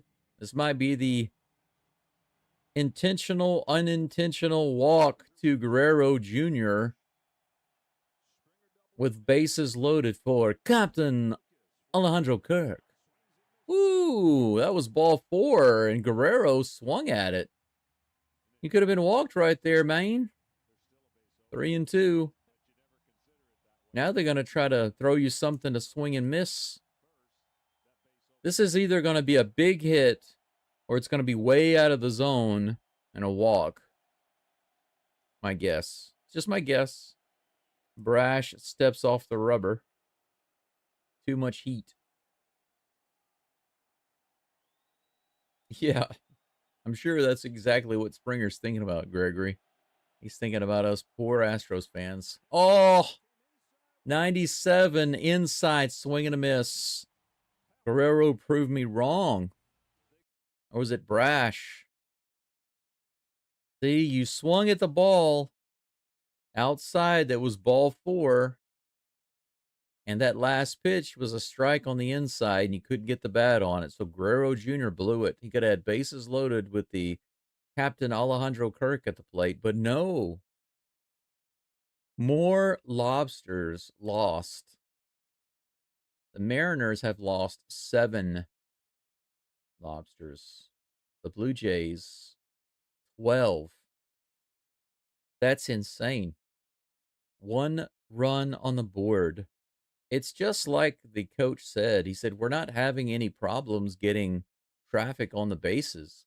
We're just not bringing them in. And we've got a couple of unfortunate situations that have occurred. And he's right about that. They're going to have to do better than that.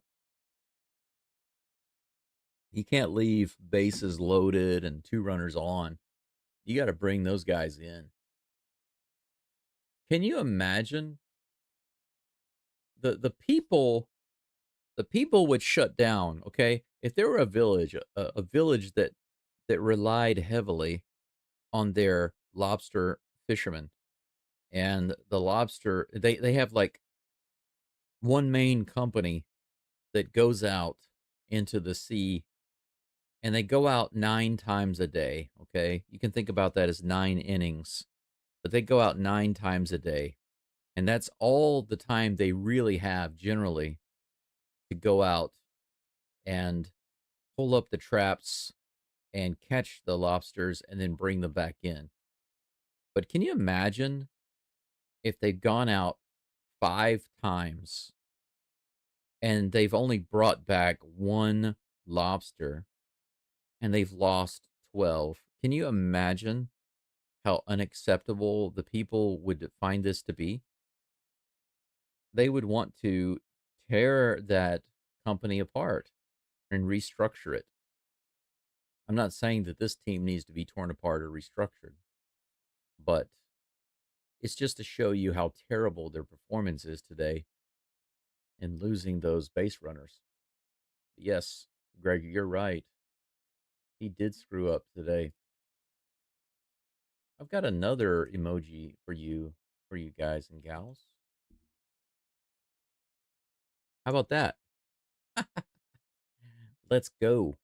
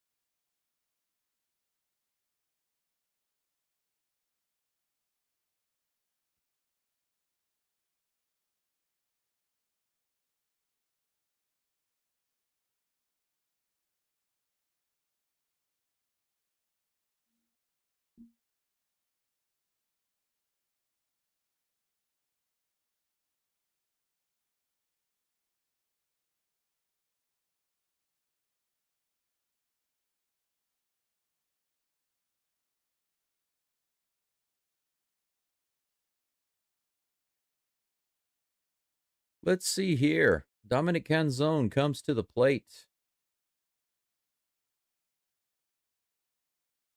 Are you kidding me? I was messing around with the emojis again. I missed the first 2 pitches. It's 0-2. What in the world am I doing? Here's the 0-2 pitch from Gosman. Outside and high, ball 1. 1-2. That's my bad. My bad indeed. Got about 80 people following along right now. Thanks for being here. Forgive me about missing those first 2 pitches. That's all on me. Just like the mosquitoes during the summer around here. This is popped to the third base side and taken in foul territory by Robert Clement. Roberto Clemente. Hanzone heads back to the dugout. I'd like to go up to the old Space Needle. I'm pretty sure that it's a good view.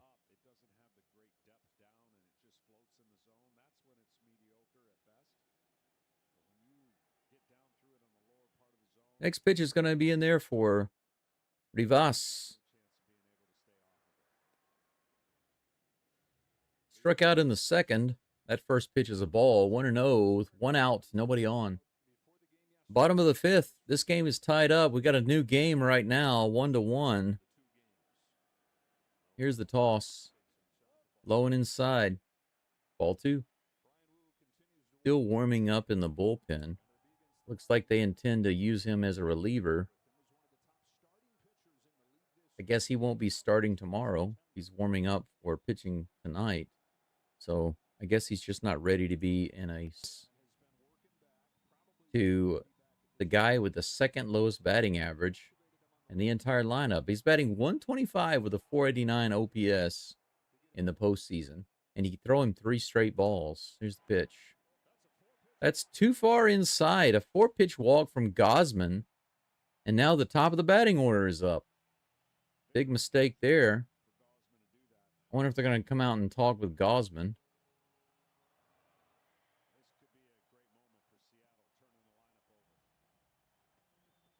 Runner on first with 1 out. Rodriguez due up.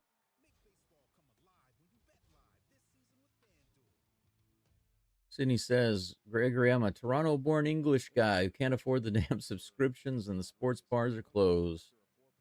Wakarimasu. I understand. Zimbude wakarimasu. I understand all of this. And yes, they are out on the mound right now having a meeting with the infield and the pitcher. And the umpire says, let's break it up, y'all. JD says, I'm a little confusing with the analogy because if you're a lobster fisherman, don't you want more lobsters? JD, if you're asking seriously, so I think you've mentioned this before as a joke, but there's a difference between catching lobsters in your boat and in your traps and actually getting them home. Those are two different things. Here's the first pitch to J Rod. He hits it up the middle, and it's going to be playable by Varsho. Out number 2. Rivas goes back to first base. One pitch, one out to Rodriguez, and that's 2 down. Yes, I think probably everybody would agree with that, Sydney. Everybody wants whoever wins to stomp the Dodgers. Absolutely.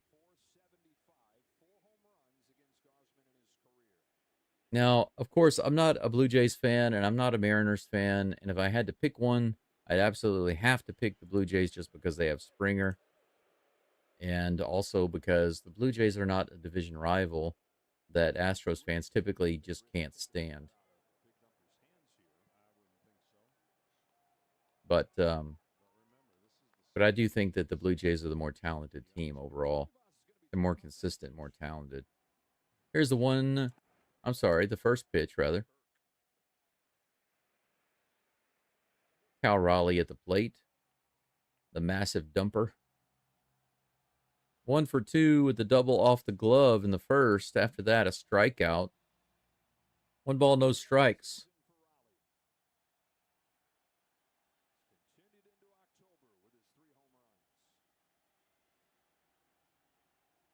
Here comes the pitch.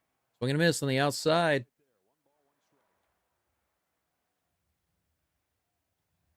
1-1.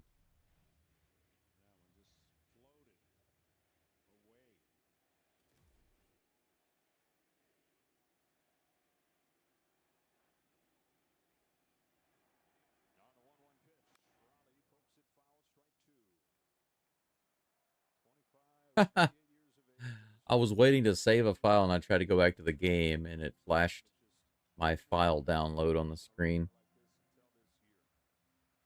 But that was a foul ball by Raleigh. 1 ball, 2 strikes.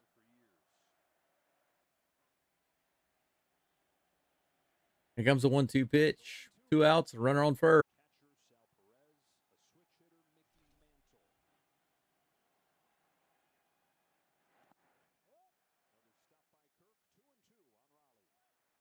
In the dirt. Scooped up by Kirk. Rivas stays on first base. It's 2 balls and 2 strikes to Raleigh. Yeah, now I've got a couple more emoticons on the screen. A couple more emojis, rather.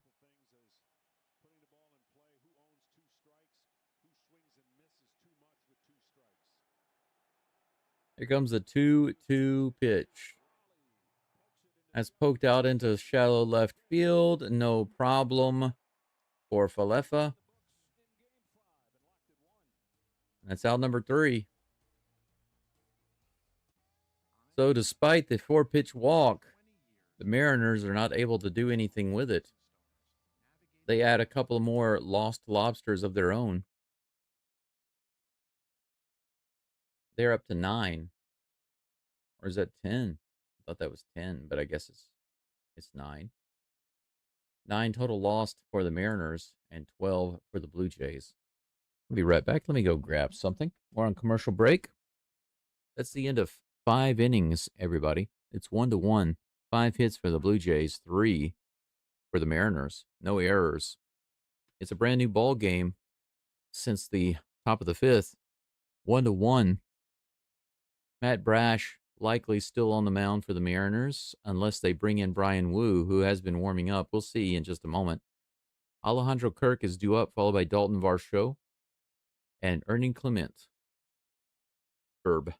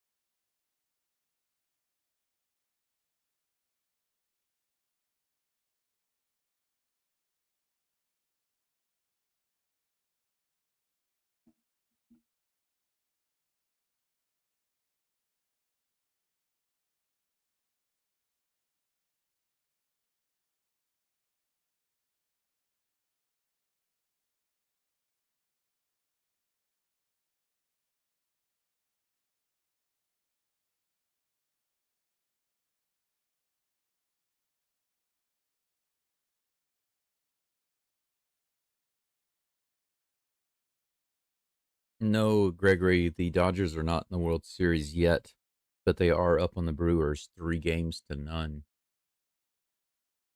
They have a game today. That game starts in about 45 minutes or so, 45 or 50 minutes, roundabout. Well, it looks like Brian Wu is indeed in the game for the Mariners. Matt Brash is out. He's facing Alejandro Captain Kirk. Very first pitch is out into right field. Look at that. Captain Kirk booking it. He's trying to get to second base. He's just barely in there. The round, big little man. On the very first pitch from Brian Wu, Alejandro Kirk goes opposite field right into the gap. Look at that. Little man, little big man. Or is it big little man? He's a chubber either way, but look at him. Oof, oof, oof, oof, go. Come on, get it. Oh, look at that slide. That wasn't even a slide. That was just like a wedge in the ground. He spiked himself into the ground. Wow. Runner on second with no outs. Lead off runner. Varsho at the plate. Ooh, swing and a miss. Should have been expecting that fastball. 96 miles an hour right in the middle of the plate. Gregory, I am in 100% agreement with you on that. That really does suck. 3-0. The Brewers should be up 3-0. Oh, bunts in the air. Woo, he got lucky there. He tried to bunt on the 0-1 count. It went into the air, but foul. Nobody was able to get to it in time, so that's strike two. Wu hasn't been on the mound in a while. This is his first appearance in the postseason. First time in relief since he was pitching in college. Can you believe that? April 11, 2021.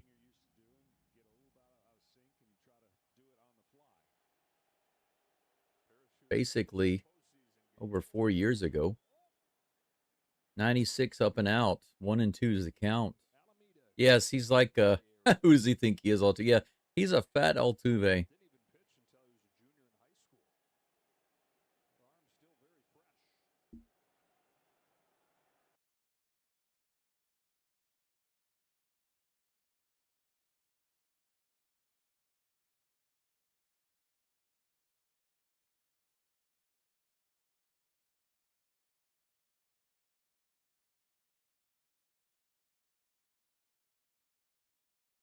Two balls and two strikes.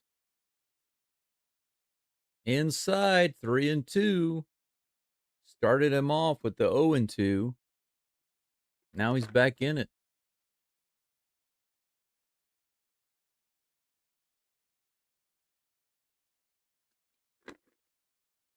Ernie Clement on deck. Full count to Varsho. 97 right in there. He hits that one straight out to left field. Rosarena calls him off. Crawford backs off. And he takes it for out number one. And Kirk stays on second base. Oh, I thought you were talking about Kirk. Because I call Kirk the fat Altuve. But yeah, that surprise bunt. That's exactly right. That would be something that Altuve would do for sure. Ernie Clement is at the plate. Grounds at first pitch foul down the third baseline.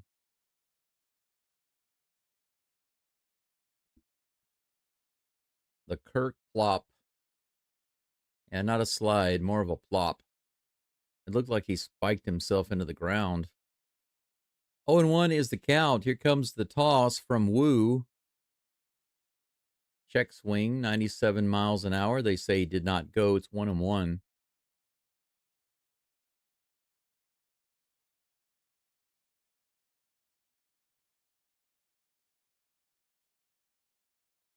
Yeah, the big dumper, everybody knows about his nickname.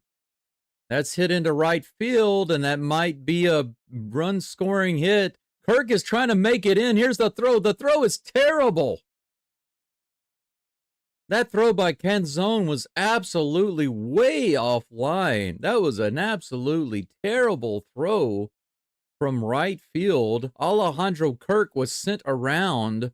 They were like, let's make him throw all the way from second base on that single to right field. Kirk is sent. Look at him. Look at him chug, chug, chug. Man, it looks like he's having a heart attack getting around there. But man, seeing that guy run is crazy. It's 2-1 Blue Jays. Holy cow, that was nuts. If that throw had been there, he would have been destroyed, but it was absolutely terrible throw, and he is worn out now. Clement with that hit. He's on second base. Barger at the plate, grounds out. Here's that hit by Clement. But with that throw all the way, look at where this throw is located. It's like halfway up the line. Can you believe that? Guerrero is laughing while Kirk's running around the bases. Guerrero was out there jogging and making fun of him. That's hilarious. Up and in. Isaiah Kiner Falefa at the plate. Falafel. Brian Wu. So once again, the Mariners bring in a pitcher, and guess what? The Blue Jays start hitting him and score another run. Same as usual. 97 miles an hour right in there. Strike one. The count's 1-1. We got over 100 viewers right now. It's starting to creep up. Let's see if it goes a little crazy like it did yesterday. That'd be nice. Make sure you like the channel. If you want to see the rest of this series and the World Series, make sure you subscribe. Low and inside, 2-1. 97 miles an hour on that one. Wu not having a great reappearance in this relief effort, this middle relief role. Here comes the pitch, the 2-1. Swing and a miss on the outside. That could have been ball 3. Nice sweeper. 2-2 is the count.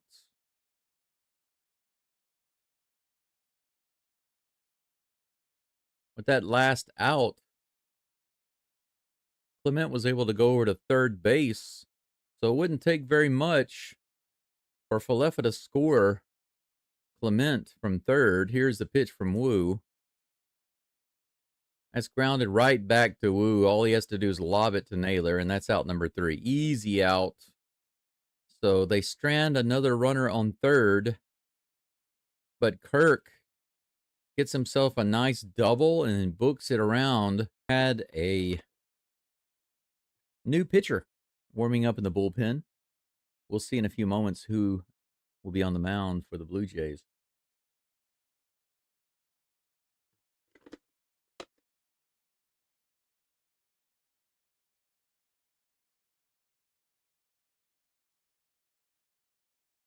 Yeah, but Christine, you're right about the nickname. Teasing him about his big butt and the nickname stuck. It's a ridiculous nickname. I would not want to be called the Big Dumper. I would definitely not like that as a nickname. It's ridiculous. Yeah, that's right, Gregory. It looks like 2 players in a row tried to channel their inner Altuve, one with the running and sliding and the other with the surprise bunt. Sydney says, I told you to trust in Kirk. Captain Kirk. Captain's log, start dates. October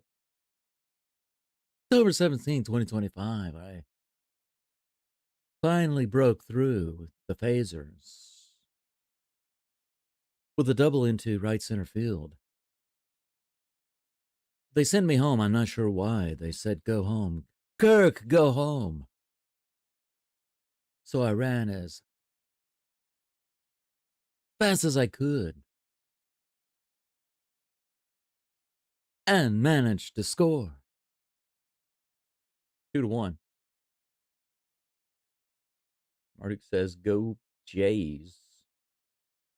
Yeah, it would, Gregory. I would love nothing more than to see the Brewers come back from 3 down, win 4 in a row. That would be perfect, to be honest. That would be better than sweeping the Dodgers.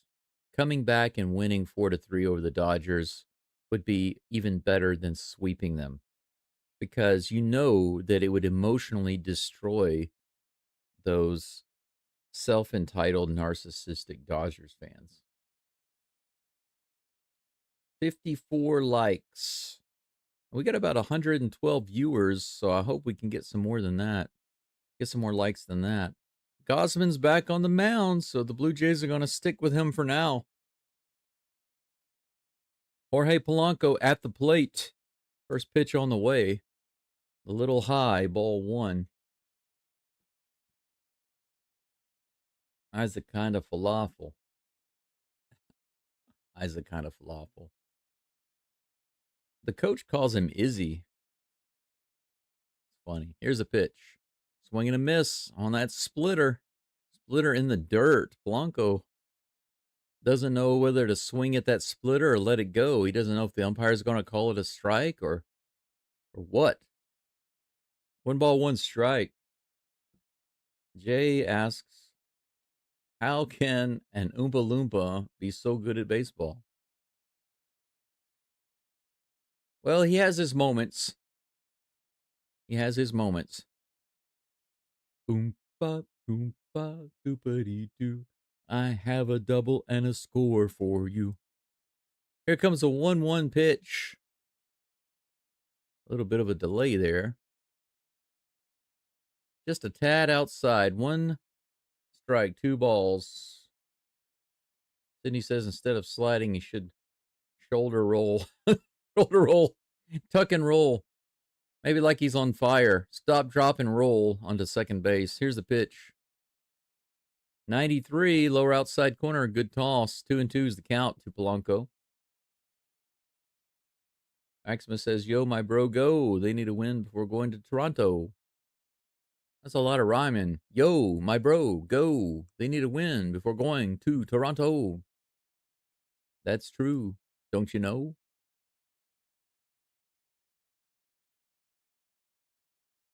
Here's the toss. In the dirt inside. Full count. Gausman now up to 83 pitches in total. 50 of those in the zone.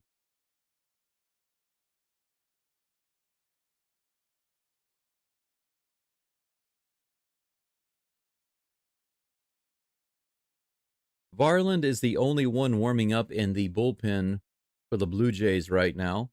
Here comes the full count toss. That's hit right up the middle. It should be an easy ground out.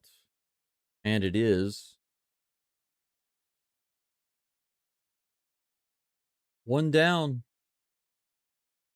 Jimenez scoops it up. Here comes that throw. If that throw had been on target, he would have been destroyed. The Blue Jays got so lucky.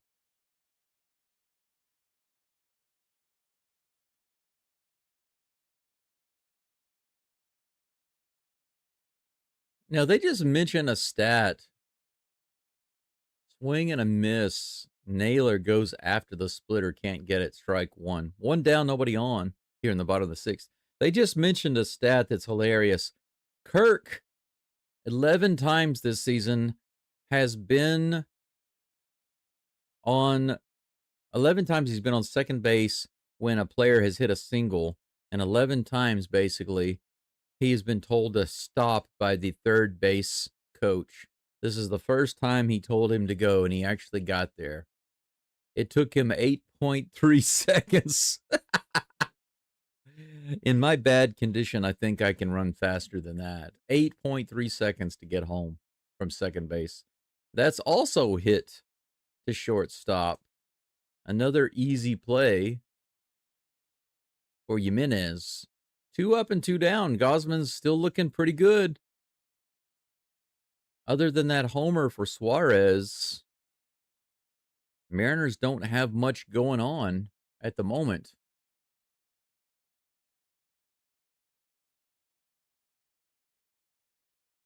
Oh, the backswing hit the catcher, but he seems all right. Captain Kirk is unfazed. The Starship Blue Jay prize. Randy Rosarena at the plate with a 1-ball, no strike count. Ground out, fielder's choice, and a stolen base today.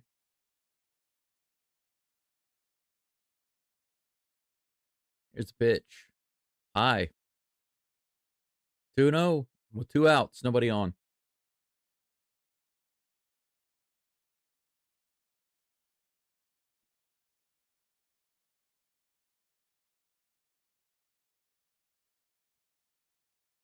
There we go. Low and outside. 3-0. So you got a really cold bat at the plate right now. But Gosman did the same thing to Rivas earlier. For somebody that should be a not too difficult out, making it difficult on yourself. That's ball 4. Another 4-pitch walk. The exact same thing you did to Rivas.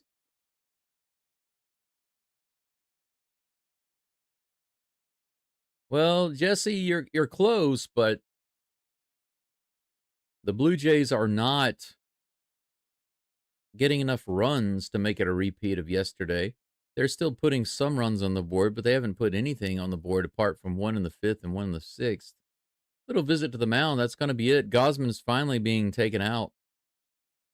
It gave him the opportunity to get that last out, but after that 4-pitch walk, he's up to 91 pitches, and they take him out of the game.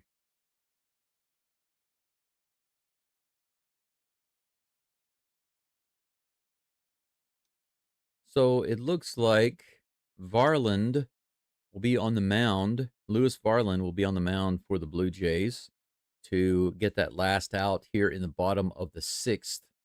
Suarez is at the plate next, followed by J.P. Crawford and Dominic Canzone, if they're able to get to those batters. But with 1 runner on, after walking Rosarena, he only needs 1 out. He says, let's get 75 likes. Let's see how many we have right now. We got about 120 people following along. I appreciate you being here. Make sure that you leave a like on the live stream. Scroll down and take a look. 57 likes. Yeah, we're only at about 50% on the likes. We need to get that up, up, up. Need 90 likes to get to 75%. That's where I like to be. If I can have 70% likes versus current viewers, that's good. I appreciate that. We're on commercial break right now for those of you who are just joining. We got a pitching change. Lewis Varland is warming up for the Blue Jays. There's a runner on first, Rosarena.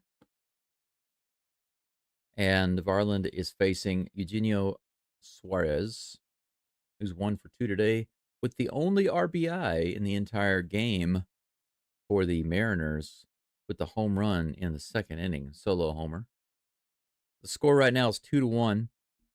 The Blue Jays have 7 hits and have lost a lot of runners on base. They have 15 lost runners on base.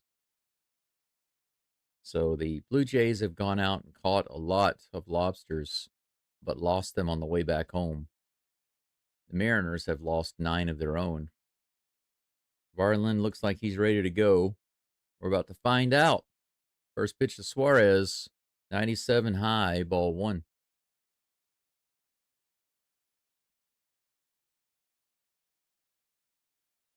Thanks to everyone for being here today.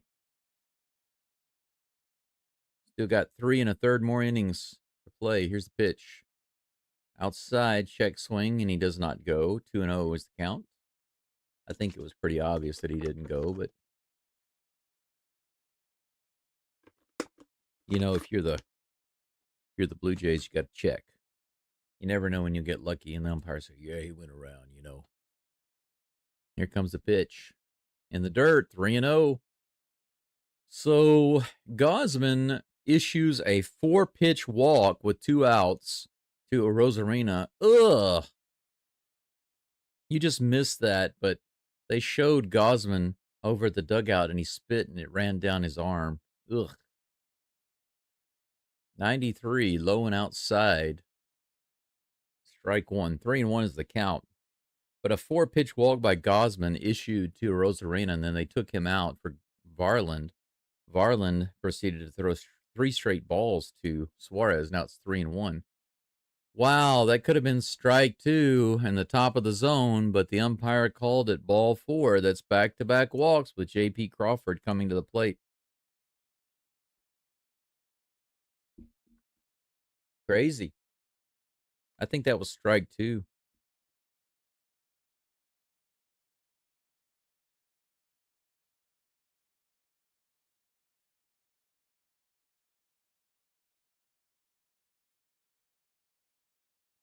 Crawford 0 for 1 today with a walk in the second inning. 2 outs, 2 on. Here's the first pitch from Varland. Right in there, 98 miles an hour, strike 1. I wouldn't say that Suarez is too dangerous because he strikes out so much. He's a dangerous power hitter, but not dangerous overall, you know. Ball 1. 1-1 is the count.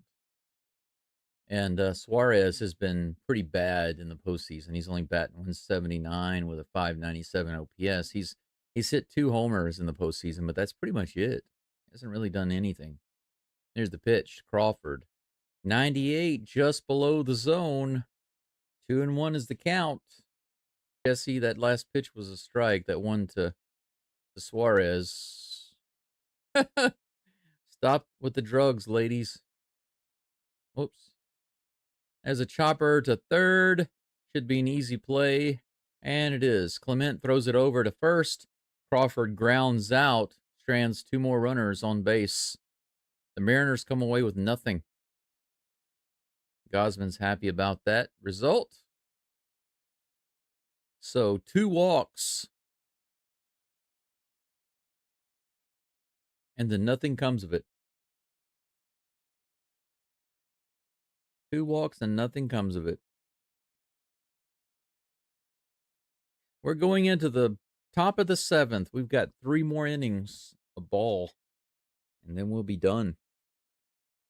It's a close game right now. This reminds me of game 1. Too close. 2-1 Blue Jays. Yep, got out of that one.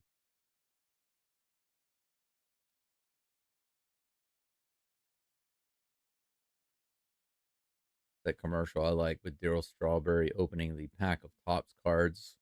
He actually takes the gum out and eats it. I'm like, is this a really old pack of baseball cards? Can you still eat the gum from an old pack of baseball cards?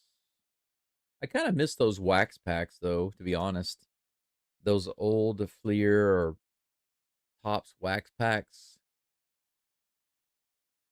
I know that they weren't the most valuable cards, but the ones that came in the wax pack with the gum, those are classic. But they overproduced them so much that the only cards that are really worth anything are the ones that they printed only a few of. Some of those cards they overprinted like crazy. I would have like 12 or 13 duplicates of some players. Some players I just got a lot of.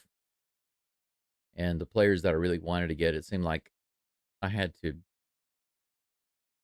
wait and wait and wait and wait and I had like so many duplicates of other players. If I had several friends that I lived around when I was younger that collected baseball cards too. Then we could have traded, and it probably would have been really good for us. And I know that that's kind of what baseball cards, that's in cards in general used to be, right? You collect the cards, and then you try to trade with your friends. I'll give you these two for those three, or I'll give you, this is the one you really want. I've got an extra. I'll trade you for those three because I need those three, and those three are not as valuable as this one, or at least not to you. You could kind of dicker, you know, barter back and forth. That kind of stuff was cool, but unfortunately, my family just moved around too much. I was never able to establish any type of regular friendship circle and trading setup like that. If I'd stayed in Houston, that would have been there for sure because I had a couple of friends who lived on my street. But we moved. 0-1 is the count to Jimenez. Brian Woo's still on the mound for the Mariners. Ground ball straight to the second baseman. And he throws it over to first base for the first out. Rivas with the out. And the crowd is booing. That must mean the Astros are at the plate. I mean, George Springer. 1 for 3 with a double, an RBI double in the fifth inning. Springer with a mini dinger off the wall, his last at bat. Here comes the first pitch from Woo. Too far inside. 95-mile-per-hour sinker. 1-0. Jesse says LA just needs to win one more and they go to the World Series. I think the Brewers are done. Well, mathematically, they are done. I guess you could say percentage-wise. The mathematical percentage is against them. But, of course, they could always win 4 in a row. They could. 1-ball, 1 strike to Springer with 1 out, nobody on. Ooh, ooh.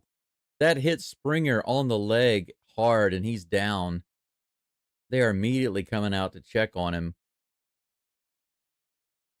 That ball just kept sailing inside, and he didn't have time to get out of the way. He's in a lot of pain right now. Look at this.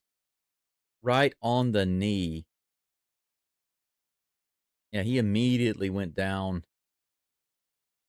But they said you could hear the sound off the knee. Ouch. Right off the front of the knee. As soon as he got hit, immediately the coach started heading out there. He was still groaning on the ground. He's still sitting down right now, but my gosh, the commentator said you could hear the sound of the ball hitting his knee. Oh my gosh, I hope he's all right.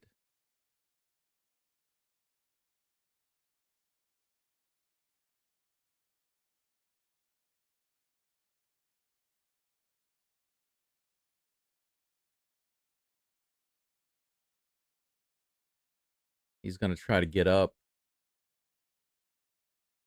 He's limping, but he's up. Can you believe that the crowd is booing? Screw this crowd. Screw this crowd. Seattle fans, man. You can't boo this. You can't boo this. Can you believe he's going to first base? He's limping.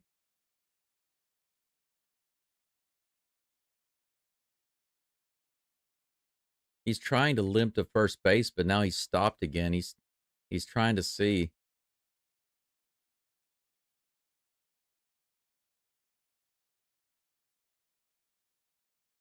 Look at this. He's still limping.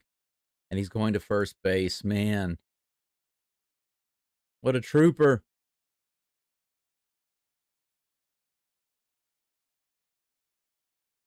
Look at this. The trainer and the coach are walking him all the way down to first base. He's limping to first base. He's going to try to run it off. Ooh, I just heard it. Oh.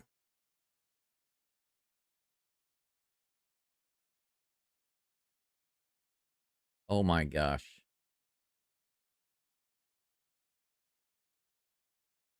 He's going to come out. He can't stay in. They're going to take him out.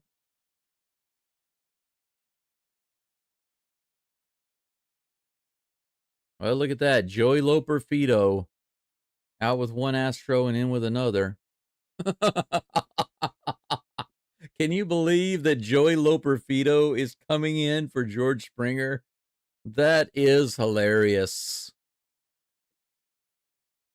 I do not want Springer out on an injury. I don't want any player out on an injury, but he's still limping all the way back to the dugout. He tried to go to first base.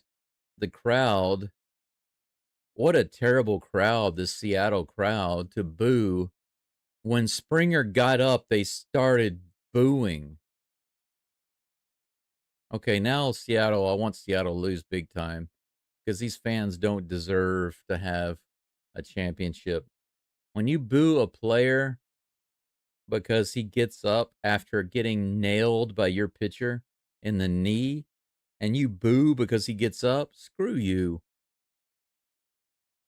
Now I'm all in on the Blue Jays 100%.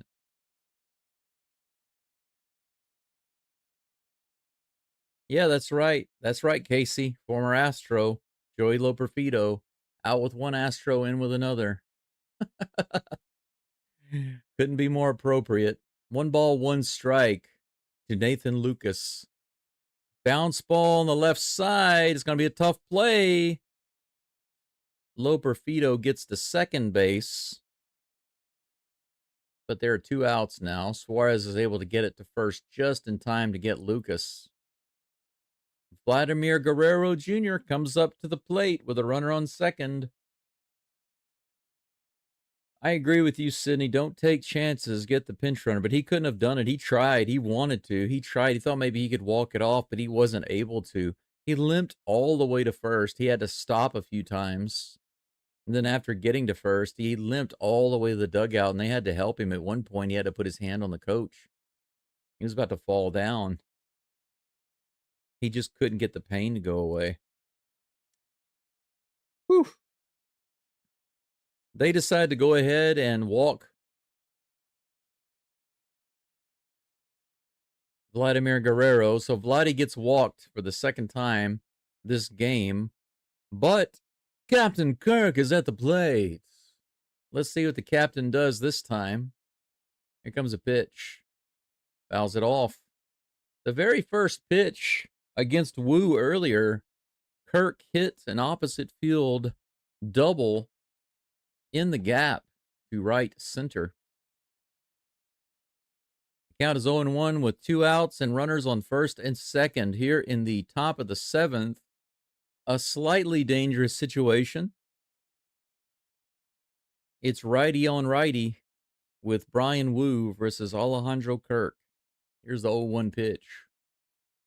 He bounces this one on the infield. Wu grabs it, makes the throw to first. It's a bad throw, but Naylor's able to get it. Woo! Literally, woo. Woo with a terrible throw to first base. I was wondering if he was going to make an error there, and it was almost thrown into foul territory. That would have been a massive, massive error that scored at least 1 run, if not 2, for the Blue Jays if that ball had gotten by Naylor. So the Mariners get lucky there, but Wu nails, speaking of Naylor, he nails Springer on his knee, and now he's out of the game. So we'll see. Right now, Loperfido is the new DH for the Mariners. We'll see if they keep him in the game. Wouldn't it be something if Loperfido stayed in the game and got a big hit for the Blue Jays? That would be very interesting to see. Casey says it the correct way. Capital F Seattle fans, douches. I agree. I mean, it's harsh language, but to be honest, I have absolutely no respect for such terrible people. I was shocked. I was really shocked whenever Springer finally was able to stand up. They had to help him up. And as soon as he got up, the crowd started booing. What a classless crowd of people in Seattle. This needs to be 3-2 Blue Jays going back to Toronto. I don't care if the Blue Jays are in Canada. I don't like terrible fan bases, and I can say this with 100% clarity that the fan base in Toronto is not as classless. I mean, they have class. They're pretty nice up there. I noticed that they don't treat the game and the players as badly and the opponents as badly as fan bases like Seattle. I did make the joke several days ago about how many fans in the stadium are taking questionable drugs. I did a poll. I think it came out to like 75%. Most of you voted 75% are taking questionable drugs. That's funny. But the reason I asked that, I wasn't just poking fun. The reason I asked that is because there were so many people in the crowd that they were showing on the screen that just looked a little wired out of their minds. Like they really were on something. I just haven't seen any other fan bases that look like that. But any of those who know what's going on in the city or what has been going on in Seattle for like the past however many years, I think you can understand why I made the joke. 1-0. Lewis Farland is on the mound versus Dom. Looks like the audio is cutting up. Here's a pitch. That was also low and inside, but too low and too inside. 2 balls and 1 strike to Canzone. Nobody on, nobody out. Bottom of the 7th. It's a 2-1 game. Blue Jays are up. 7 hits to 3. Canzone leading it off for the Mariners. He hits this one out into left field, pretty deep, all the way to the wall, and it's just foul. Just foul. It was over the wall, but just a few inches from the foul pole. Dominic Canzone, they're saying they think it hit the foul pole. Did it? No, it didn't. Yeah, they're going to challenge it. That's going to be a wasted challenge because it didn't hit. I thought it didn't hit. Yeah. Yeah, maybe a foot or so. Oh, they're going to do a crew chief review for the home run. But it's going to stand. It's going to be a 2-2 count. It's not a homer. Yeah, that's obviously a miss by almost a foot.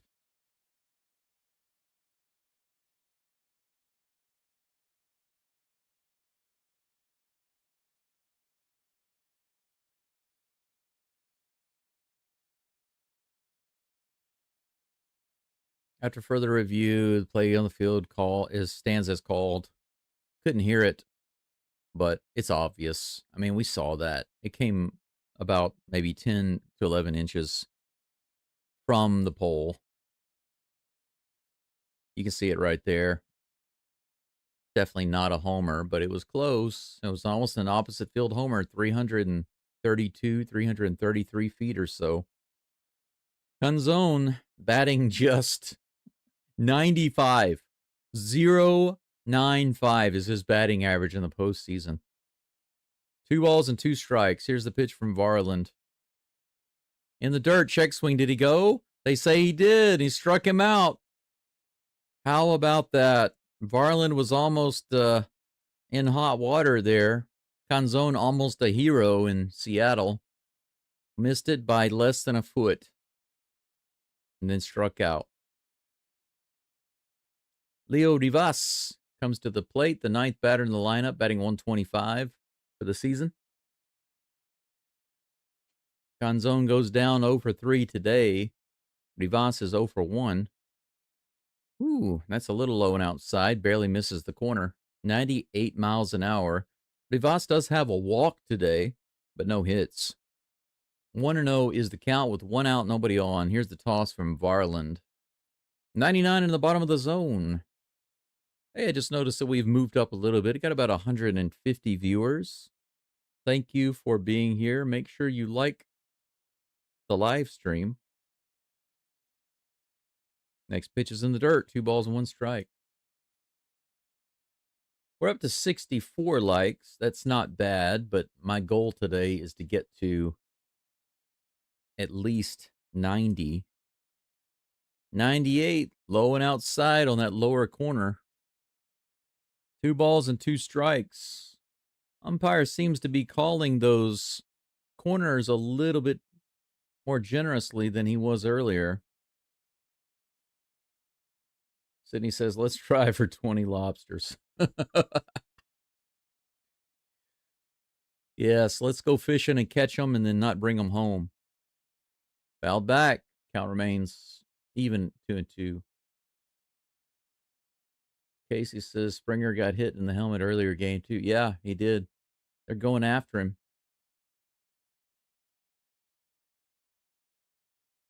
Here is the next pitch. The 2-2 way outside and in the dirt. Full count with 1 out. Can't lose this guy. Top of the batting order is coming up next. You need to get Rivas. Jay says if the Mariners win, do they celebrate with soy milk instead of champagne? Fouled off at the plate. Count remains full. That's hilarious, Jay. Soy milk. It's organic, sugar-free soy milk in Seattle. Sydney says one site says the NL record for lobsters in a 9-inning game is 18. Fly ball to left center field. Lucas takes it. Out number 2. So he manages to get Rivas before the top of the batting order comes up. J-Rod is at the plate. Well, Sydney, what you're talking about, the kind of LOB you're talking about, those are stranded runners at the end of an inning. But that's not what I'm talking about when I'm talking about lost lobsters. My stat is different. So, for example, in this game right now, if you look it up on the ESPN side or the MLB site, it won't say that the Blue Jays have 18 lobsters, but on my screen they do have 18 because these are 2 different stats. Swing and a miss. 2 straight strikes to Julio Rodriguez.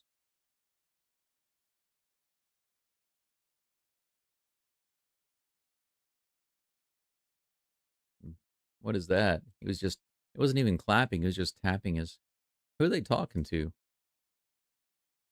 Some of the fans, they are doing some of the strangest things. All of the fans are sitting down right now. Here's the pitch. Low and outside in the dirt. Look at all these fans back there. You can't see them now.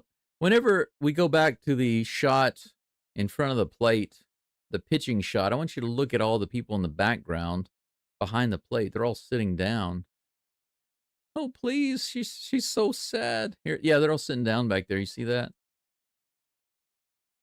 J-Rod fouls that one off. Count remains 1-2. Soy pain? Soy champagne? Shoy pain? Here comes a 1-2. Swing and a miss. He struck him out. Louis Varland. I was calling him Louis. Louis. Louisiana.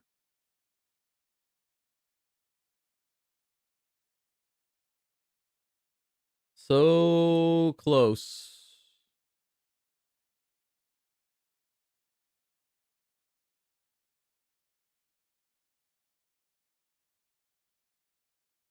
And I get the mixture of some Japanese commercials and some American commercials. It's funny how They mix it up like that. But that's it. That's the end of 7 innings. We got 2 more to go. Suarez homered in the second. That's been the story of all the RBIs for the Mariners so far. I am surprised that the Blue Jays have only scored 2 runs, but they have been they've got 7 hits and they've gotten a lot of guys on base. 1, 2, 3, 4 walks today for the Blue Jays. So they've gotten, and plus the hit by pitch. So they've gotten about 12, roughly a dozen men on base in 7 innings. But 18, they were not able to move around. And they've only scored 2 runs. The Mariners have left 11 in place. But yeah, Sydney wants to know what's the difference. Okay, if you look up the stat, just this will make it easy for you. If you look up the stat for LOB on the MLB site, it basically means runners stranded at the end of an inning. Okay, that's the stat you're talking about. So you said that the one site says the NL record for lobsters in a 9-inning game is 18, but that's not well. So for left on base, rather, not lobster, but left on base. That's true. That's true. But those are runners stranded at the end of the inning only. So let's say you have 3 guys on base with no outs, and the next batter strikes out, and then the next batter hits into a double play, and the inning is over, just like earlier. That's what happened with the Blue Jays earlier. They had runners on first, second, and third with no outs. They struck out and then grounded it into a double play. So they didn't score anything. Now, they would report that as 3 left on base. That's it, just 3 guys left on base. But the stat that I'm talking about is a little different. It means how many guys were on base that were not moved around. How many opportunities were missed to move around those guys? Here's the first pitch to Dalton Varsho. That's a ball. Gabe Spire is in the mound, or on the mound rather, like he's a groundhog. He's in the mound. He's a mole, a Seattle mole. Here's the 1-0 pitch. That's low, ball 2. But here's the thing, Sydney. If you have bases loaded with no outs, and the first batter strikes out, and the next batter strikes out, and then the last batter strikes out, none of those base runners are moved around. That turns out to be 9 lobsters lost. That's the difference.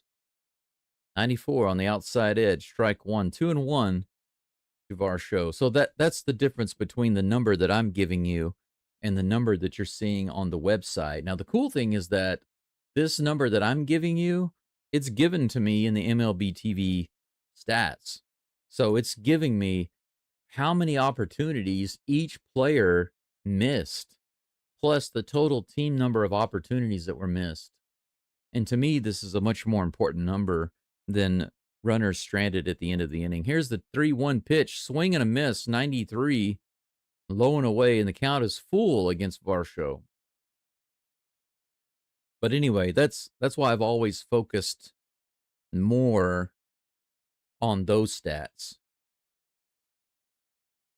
Because sometimes they're absolutely crazy. The Tigers were one of the worst teams at that, and the Astros were actually having trouble with it too, leaving guys on base, leaving them on first, leaving them on second, leaving them on third, over and over and over and over again. Infield fly to J.P. Crawford at shortstop, and that's out number 1. Varsho goes down, big out to start the inning.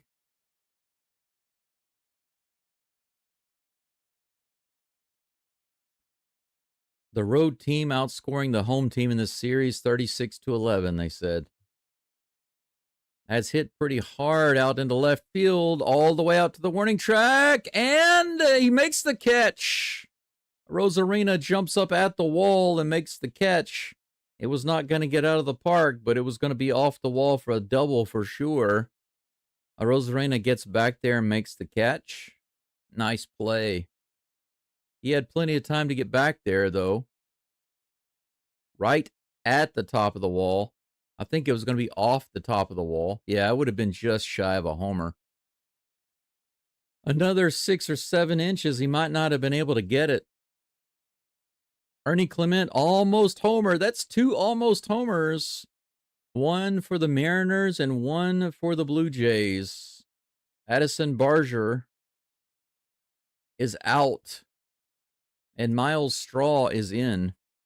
First pitch is in there for strike 1. So Barger is out of the game.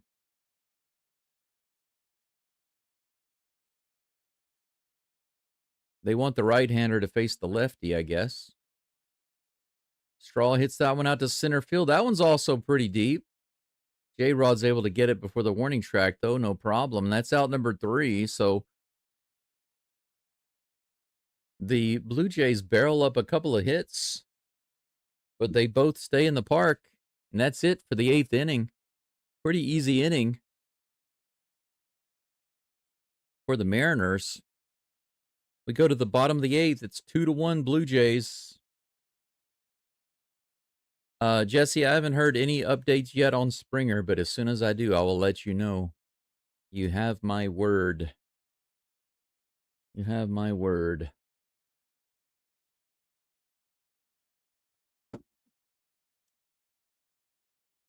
Yeah, Rusty says it's a good stat for knowing how inefficient the batters are being. Absolutely, that's correct.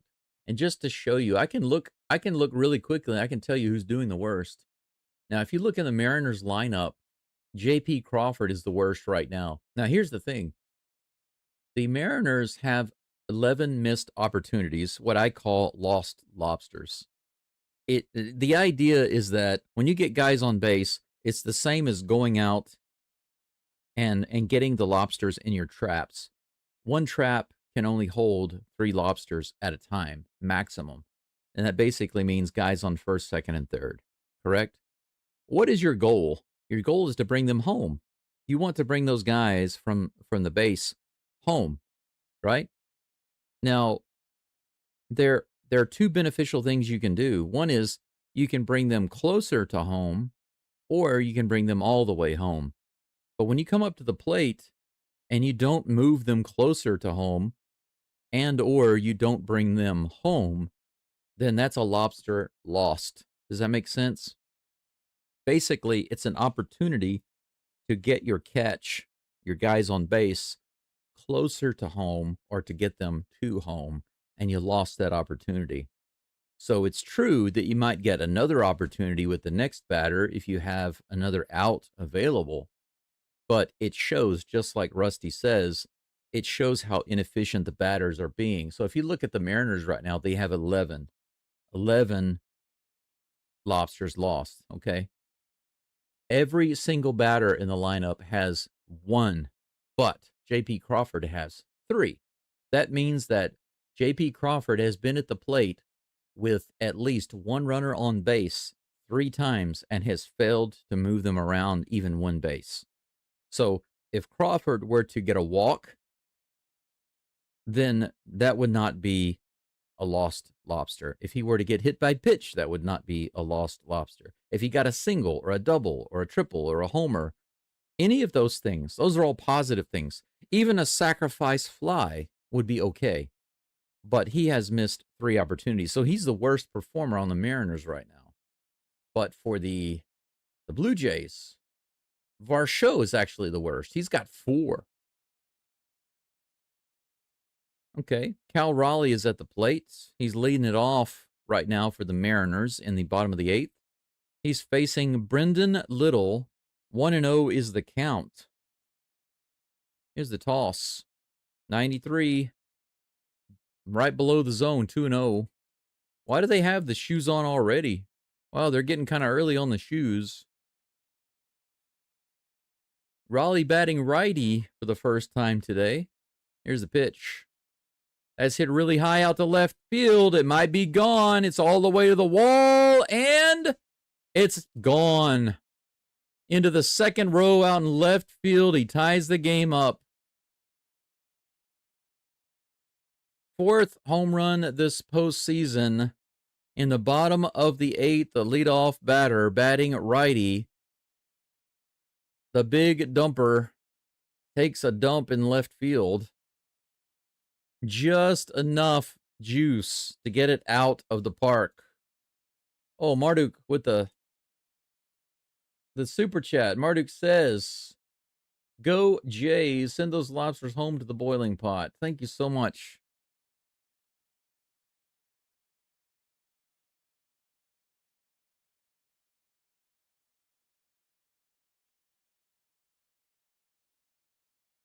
Thanks so much for the lobster dinner super chat. Marduk, I appreciate that. Thank you so much. This game is a game again, 2-2.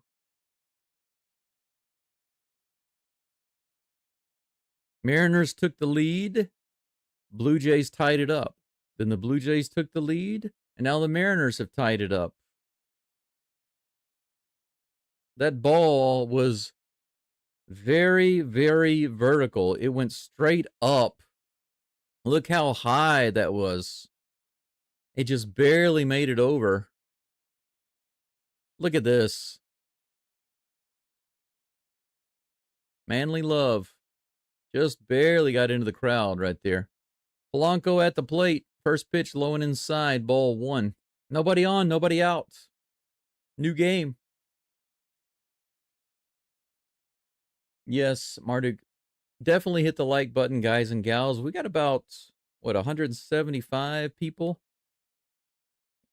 viewing, listening in right now. They had a little chit-chat with the bullpen just now, looks like. 2 knows the count. Dominguez. Sir Anthony Hopkins Dominguez is in the bullpen, warming up for the Blue Jays. This is grounded foul down the third base line. 2 balls and 1 strike to Polanco. Jay says, runner on first, and you ground out and move the runner to second. No lobster. Yes. If you advance the runner, that's not a lobster. Because that's a positive result. You still move the runner over, so that's a positive result. 86 miles an hour at the bottom of the zone, called a strike. 2-2. Then he says, too close. Need more BP pills or whatever those fans are smoking. Yeah, I hear they're probably not smoking anything. It's probably going straight into the veins. Or the pills, maybe. In the dirt, full count. Maximus says, that's what I'm talking about. Jesse says, had a feeling this was going to happen. Did you have that feeling in the pit of your stomach?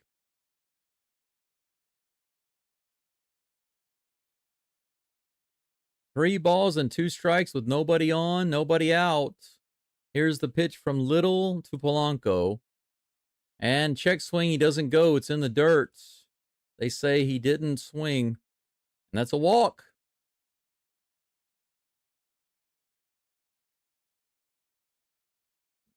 That was the catch earlier by Rosarena. But Raleigh makes up for it by putting it just a few feet further out. Yeah. It was probably about 4 feet over the glove in left field. Bottom of the 8th, runner on, no outs. Naylor at the plate. Check swing, he didn't go, ball 1. 197 viewers. We might beat yesterday now that I think about it, with the game being so close going into the late innings here. We'll see. Here comes the next pitch. Fouled back, 93-mile-per-hour cutter. 1-1 is the count to Naylor. How many likes do we have? I'm going to have to update my goal to over 100. Over 100 likes. We've only got 68. Are you kidding me? 232 people, 230 watching, and only 68 likes. Do like the live stream, folks. Hook me up here with a little appreciation. Arigato. Runner on first base with 2 balls and 1 strikes. Or 1 strike, rather. Josh Naylor.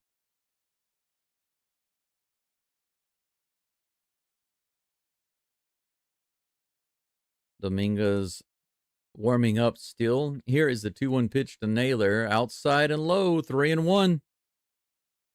Man, if they bring in Dominguez to face a Rosarena, it's going to be a little more difficult for him if Little leaves him 2 guys on base. 3 balls and 1 strike to Naylor. Naylor calls timeout and backs out of the box.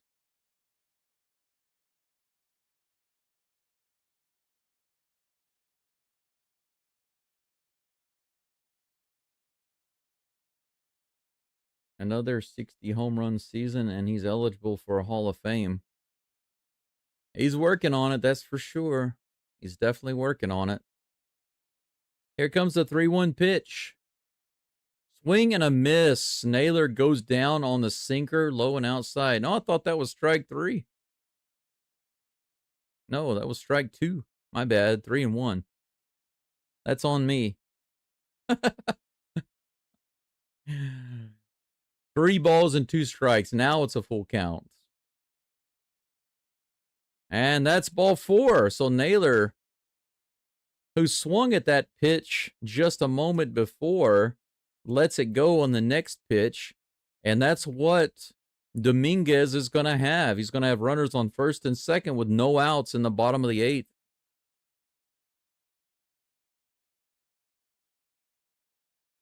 "64 home runs, 60 in the regular season,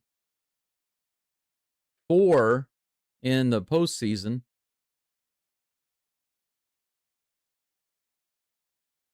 And they are taking Little out for Dominguez. We are on break right now while they have a pitching change. We'll take this moment to remind you again to like the live stream. We are up to about 260 people watching the live stream, but the likes are nowhere near where they need to be at the moment. At 50%, it would be 130 likes, but we're not even over 100 yet. So I do appreciate you liking the live stream at the very least. However, I would remind you that I will be doing Game 6. And if it goes to Game 7, I'll be doing that one too. They're already scheduled. You can subscribe, turn on the notifications, and whenever it is about 30 minutes before game time, you'll get a notification, and whenever the live stream starts, you'll get a second notification. So if you're interested in the rest of these games, and you're interested in the World Series joining us for these games, then I do recommend you subscribe to the channel. Oh, that's funny. The player names are so long that it's causing the text on the screen to be covered up. So let me change those. There we go. That should be better. There we go. That's better. Seranthony Dominguez is going to be on the mound for the Blue Jays facing Randy Arozarena. So far the game, this is the tale of the tape. Suarez hit a homer in the 2nd inning to start the scoring off. The Mariners haven't gotten anything on the board until just a moment ago with Raleigh's solo homer. So 2 home runs have kept them in the game. Now they have 2 runners on the bases with Seranthony Dominguez on the mound facing Randy Arozarena. That first pitch is low for ball 1. But they have 2 runners on with no outs. Arozarena with a walk in the 6th and a stolen base, but no hits today. Here's the next pitch. A little outside, 2-0.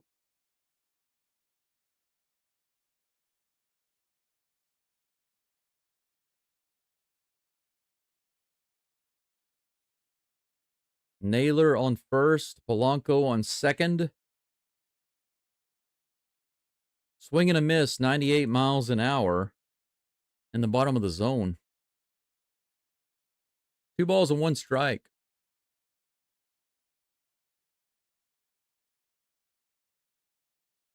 The crowd is finally active. They've been really lethargic up until now. Oh, he hit him. Wow.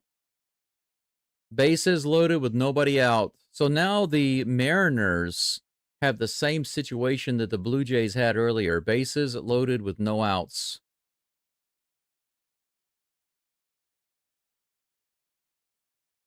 Just got him on the elbow. You know, Arozarena has had such a terrible postseason. He has been useless, but in this game, getting hit might be the best thing he can do at the moment. Suarez, 1 for 2 today with a solo homer and a walk. Bases loaded. The first pitch is a ball. Here comes the next pitch from Dominguez. Right in there for strike one. 1-1. Pretty nervous situation.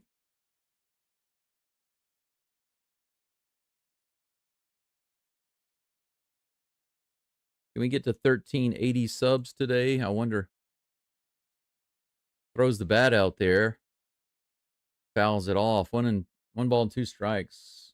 You have any Japanese viewers? Sometimes, Jay. Sometimes. I can actually look at my analytics and it will tell me where my viewers are at as far as country is concerned. And I've got some from here. But if they talk in the chat, I don't ever see any Japanese in the chat. That's in the dirt. 2-2 is the count. I did meet a guy or talk to a guy one time here locally that was very interested in my channel, and he followed my channel. So I know he follows, but I don't know if he ever says anything in the chat. Here comes the 2-2 pitch to Suarez. That's a high foul ball out into right field, and that will be another 2-2 count.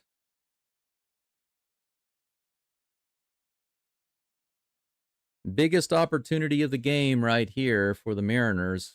The bottom of the 8th with bases loaded, no outs. Here comes the pitch.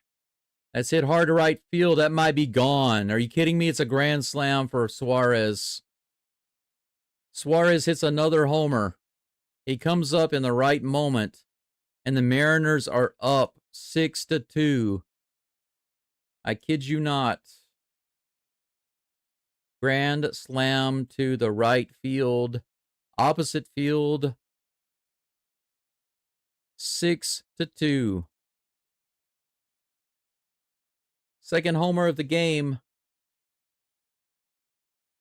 351 feet, 104 miles per hour.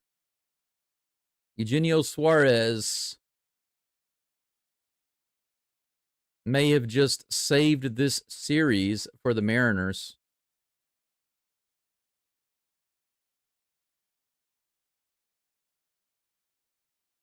This was a must-win game for them to stay away from a one-game elimination. And now they are putting the Blue Jays against the wall when they go back home.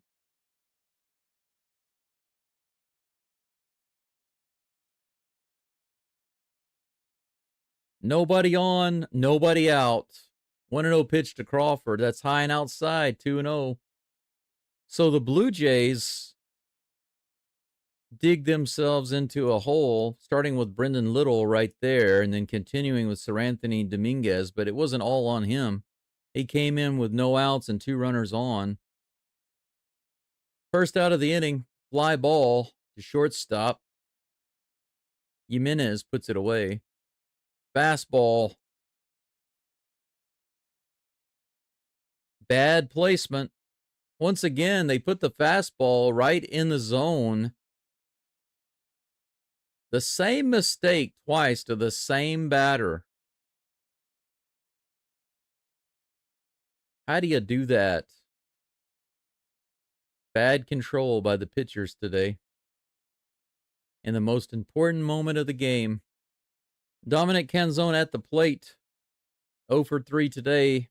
1 ball, no strikes. 1 out. Nobody on. Yeah, he wanted lobster dinner. He got it. Grounded to Guerrero. He takes that himself and steps on the base for out number 2.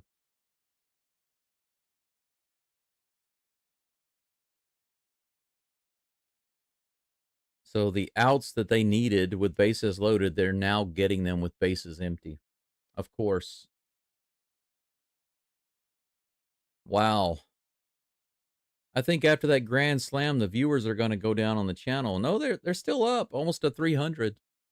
Not a close game anymore, so not going to have nearly as many viewers, I think. That's grounded on the very first pitch to Rivas. Look at that. So the 3 outs that they needed with bases loaded, a fly out and 2 grounders, the ones that they really needed with bases loaded, they don't get until bases are empty. Suarez with the grand slam. 6-2. So the Blue Jays, after fighting so hard and having such a close game for 8 innings, find themselves down by 4 with 1 at bat remaining. That's crazy. Thank you, Marduk. 17 more likes to hit 100. Make sure you like the live stream. Let's get this over 100. It should be well over that. It should be close to 150 right now, actually, just to get to 50%. We're only at 85. What a terrible ratio. Come on. Why are you not liking the live stream? What's going on with you?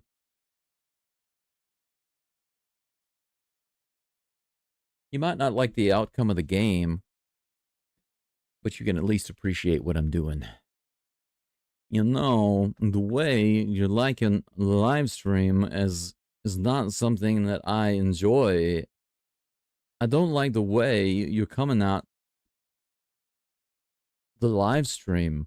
You know what I'm saying?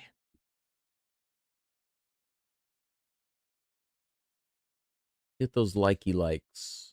Onegaishimasu. It just means please in Japanese. Jay wants to know if Dale is still here. There he is. Yep, still here, happily cheering. You can drink in happiness today. Dale, you better not be crying, though. If you're crying right now, then I'll know that you are a soy boy. Sydney says, I've seen enough this choke. Thanks for the broadcast. Think of canceling my hope for them versus the Dodgers after their behavior. Well, they got to get through the Mariners first. The Mariners only need 1 more now. Unless the Blue Jays have a miraculous 9th inning. I mean, they could blow it up. They've had more than 4 runs before in an inning. You never know. Isaiah Kiner Falefa at the plate, followed by Andres Jimenez and Joey Loperfido. Loperfido. You never know what will happen. Bottom of the lineup, the 8th and 9th hitter are actually doing pretty good. And then the top of the batting order will be up. So you never know. You never know. We'll see. Hey, look at that. Rusty, thank you so much for those gifted memberships. That's great. Thank you for that. Strike 1 to Falefa. Andre Munoz on the mound for the Mariners. 1-0, or 0-1 is the count. Here's the pitch. Wow, he threw that one way outside and in the dirt. Raleigh couldn't catch it. 1-1. Dale says, I think I'm done. Had to take a little nap. Ice cream time now. You sound like a baby. Sounds like a baby. I took a nap and now I want ice cream. Like a really small baby. 97 miles an hour, low and outside. 2 balls and 1 strike to Falefa. 7 hits for the Blue Jays, 5 for the Mariners. Here comes the toss. That's hit out into right field and should be playable. It is. That's out number 1. Robles puts it away. Robles in the game for Canzone.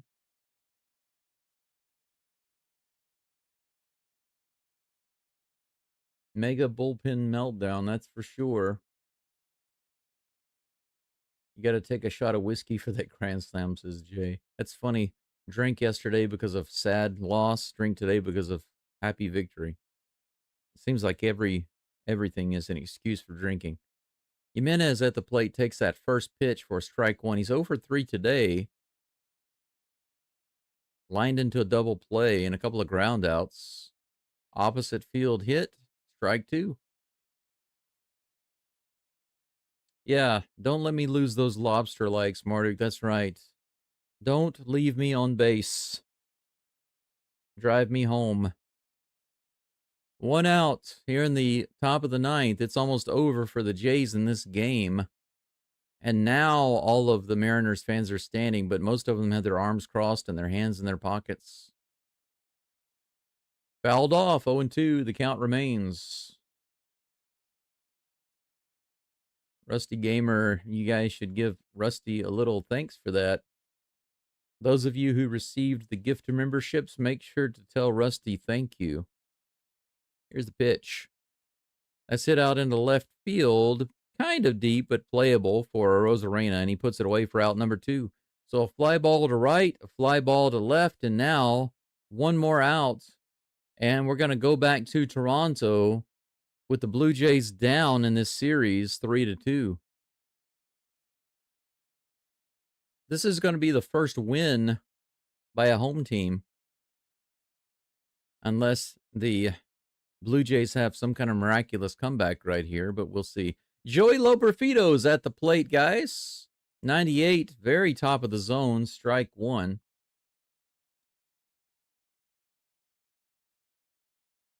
That's what I'm talking about. Need to raid the freezer. Look, they're still praying right here. Strike two. Loperfido swings at a ball in the dirt.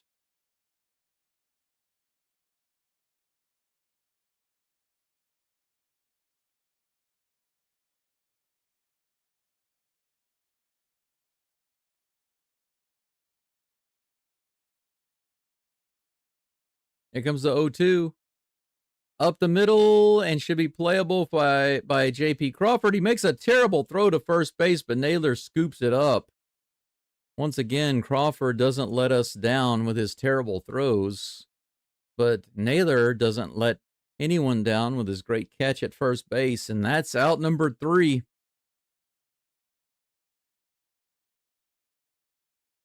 Yeah, they said in the postseason, the Game 5 winner wins 69% of the time, wins the series 69% of the time, historically speaking, when the series was tied 2-2.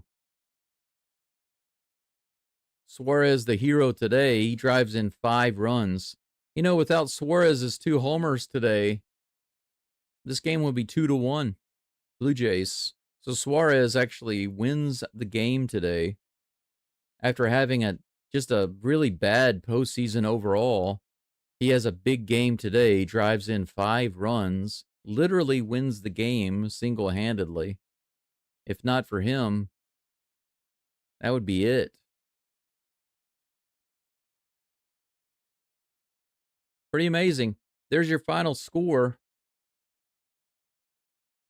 6-2 on the back of Suarez. That was the first home run early on in the game. No, that was the grand slam to right field. I'm sorry. Final numbers here. Let's do the final lobster count. Now check this out. This is the problem for the Blue Jays. They had 18 opportunities to move runners around, and they missed. 18 opportunities, only scored 2 runs. Mariners scored 6 runs, but they only missed 11 opportunities.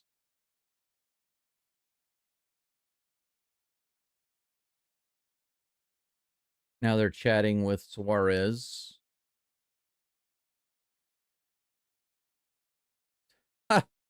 They just drenched him while he was talking to the interviewer. He said, "What were you thinking when you were trotting around the bases?" And he said, "This is the biggest home run of my career." It's been a while to have a game like this today. Well, yeah, you're right. You've been striking out a lot. So it must feel good though when you're not performing up to your abilities, and then you actually single-handedly win a game in the playoffs. It's got to feel good. And this is the last game in Seattle. So they're going to go back to Toronto with the lead, the 3-2 lead. 7 total hits for the Blue Jays today, 5 for the Mariners. 6-2. The Mariners win this one. And I will see you back in a couple of days. They're going to have a break tomorrow as they travel back to, Canada. Pretty crazy. What another game. Each one of these games has been very interesting. The past several games have been so interesting. Thank you for being here, guys and gals. Thank you for liking the live stream. Did we actually get over 100? We should have. If not, shame, shame, shame. 93? Are you kidding me? We had so many viewers today, and yet just there's 94. We're still 6 likes short of 100. Yeah, let's take one last look. I'll give you a couple more minutes to try to get those likes in so we can get to 100. But in the meantime, I'll check out the live chat, see what I missed. Toronto, we have a problem, says Gregory. Yep, apparently so. Rusty Gamer says, let's go Loeb. See, he was not able to do it. That's for sure. Dale says, yes, Jay's going down now. Well, right now they are, but when it gets back to Toronto, we'll see. 2 more games in Toronto. Can the Blue Jays win at home and then send it to a Game 7? I'm hoping for a Game 7 myself. I am hoping for a Game 7. And Jay says, good stream. Later go, bros. Thank you so much, Jay. Thanks for being here. I appreciate you. And Gregory says, one more loss from the Blue Jays and we get Springer, number 4, back in Houston. Yes, that's right. I have a feeling if the Blue Jays get knocked out, we might have a reunion with George Springer. How awesome would that be? Just like the MLB TV says, thank you for watching, but let me check out the live stream. We're up to 97 likes, just a few more, and I promise I will bug you no more until tomorrow. See here. Gregory says game over. Maximus, the GoBro is out. Peace, y'all. See you later, Maximus. Thanks for being here. Rusty Gamer, another great stream. Thanks for what you do. Rusty, thank you so much for the donation and for the memberships. That's very kind of you to do. Thank you, sir. Marduk says, I'll sign into my other account and hit like. Appreciate that. That extra little boost. We're just 3 shy of 100 likes right now. George says, thank you for the stream tonight. And thank you for being here to support the stream.